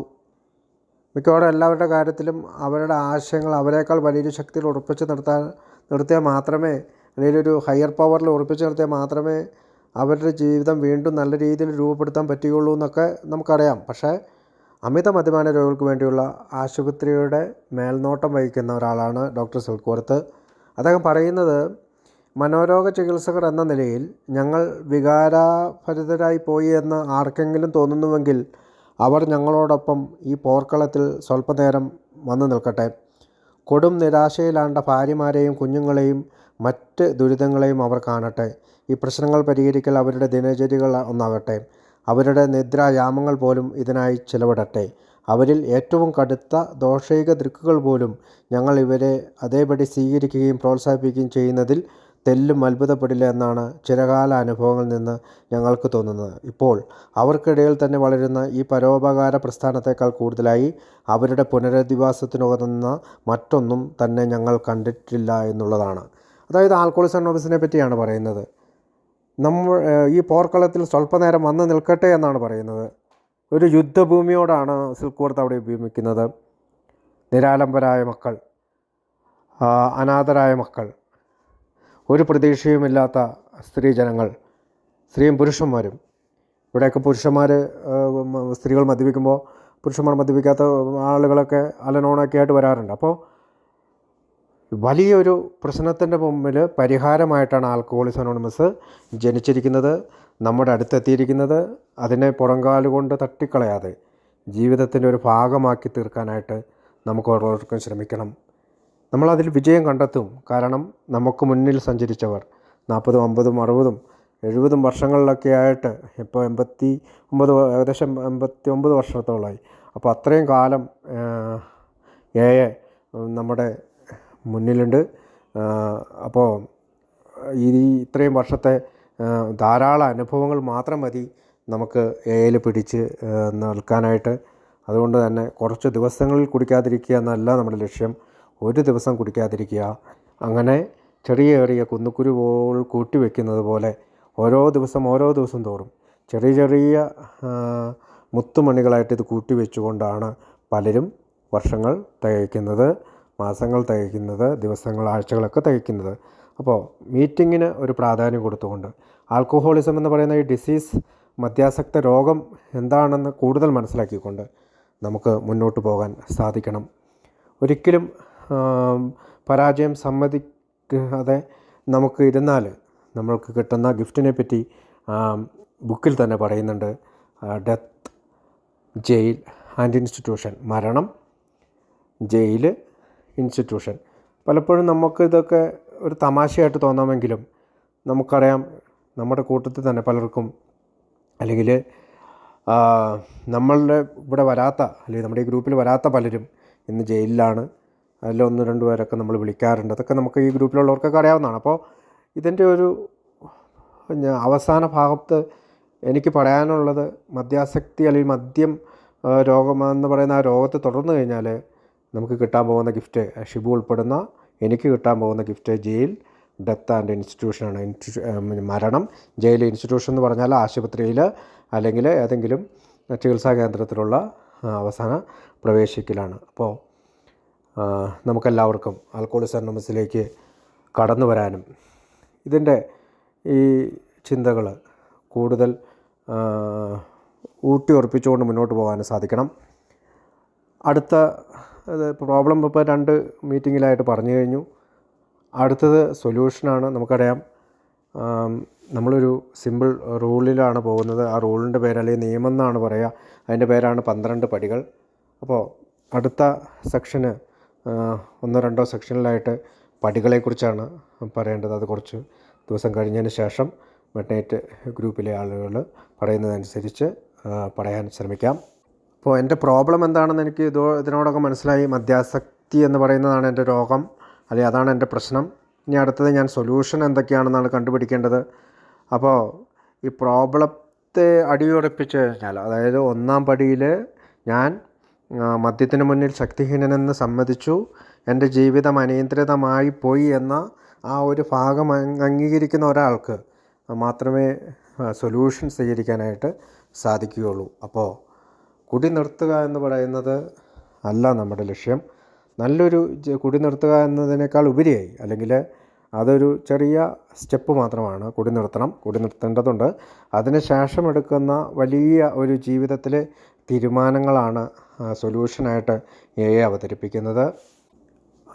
അപ്പോൾ ഇനി എനിക്ക് നന്ദി പറയാനുള്ളത് മിഡ്നൈറ്റ് സ്റ്റിയറിംഗ് കമ്മിറ്റിയോടാണ്.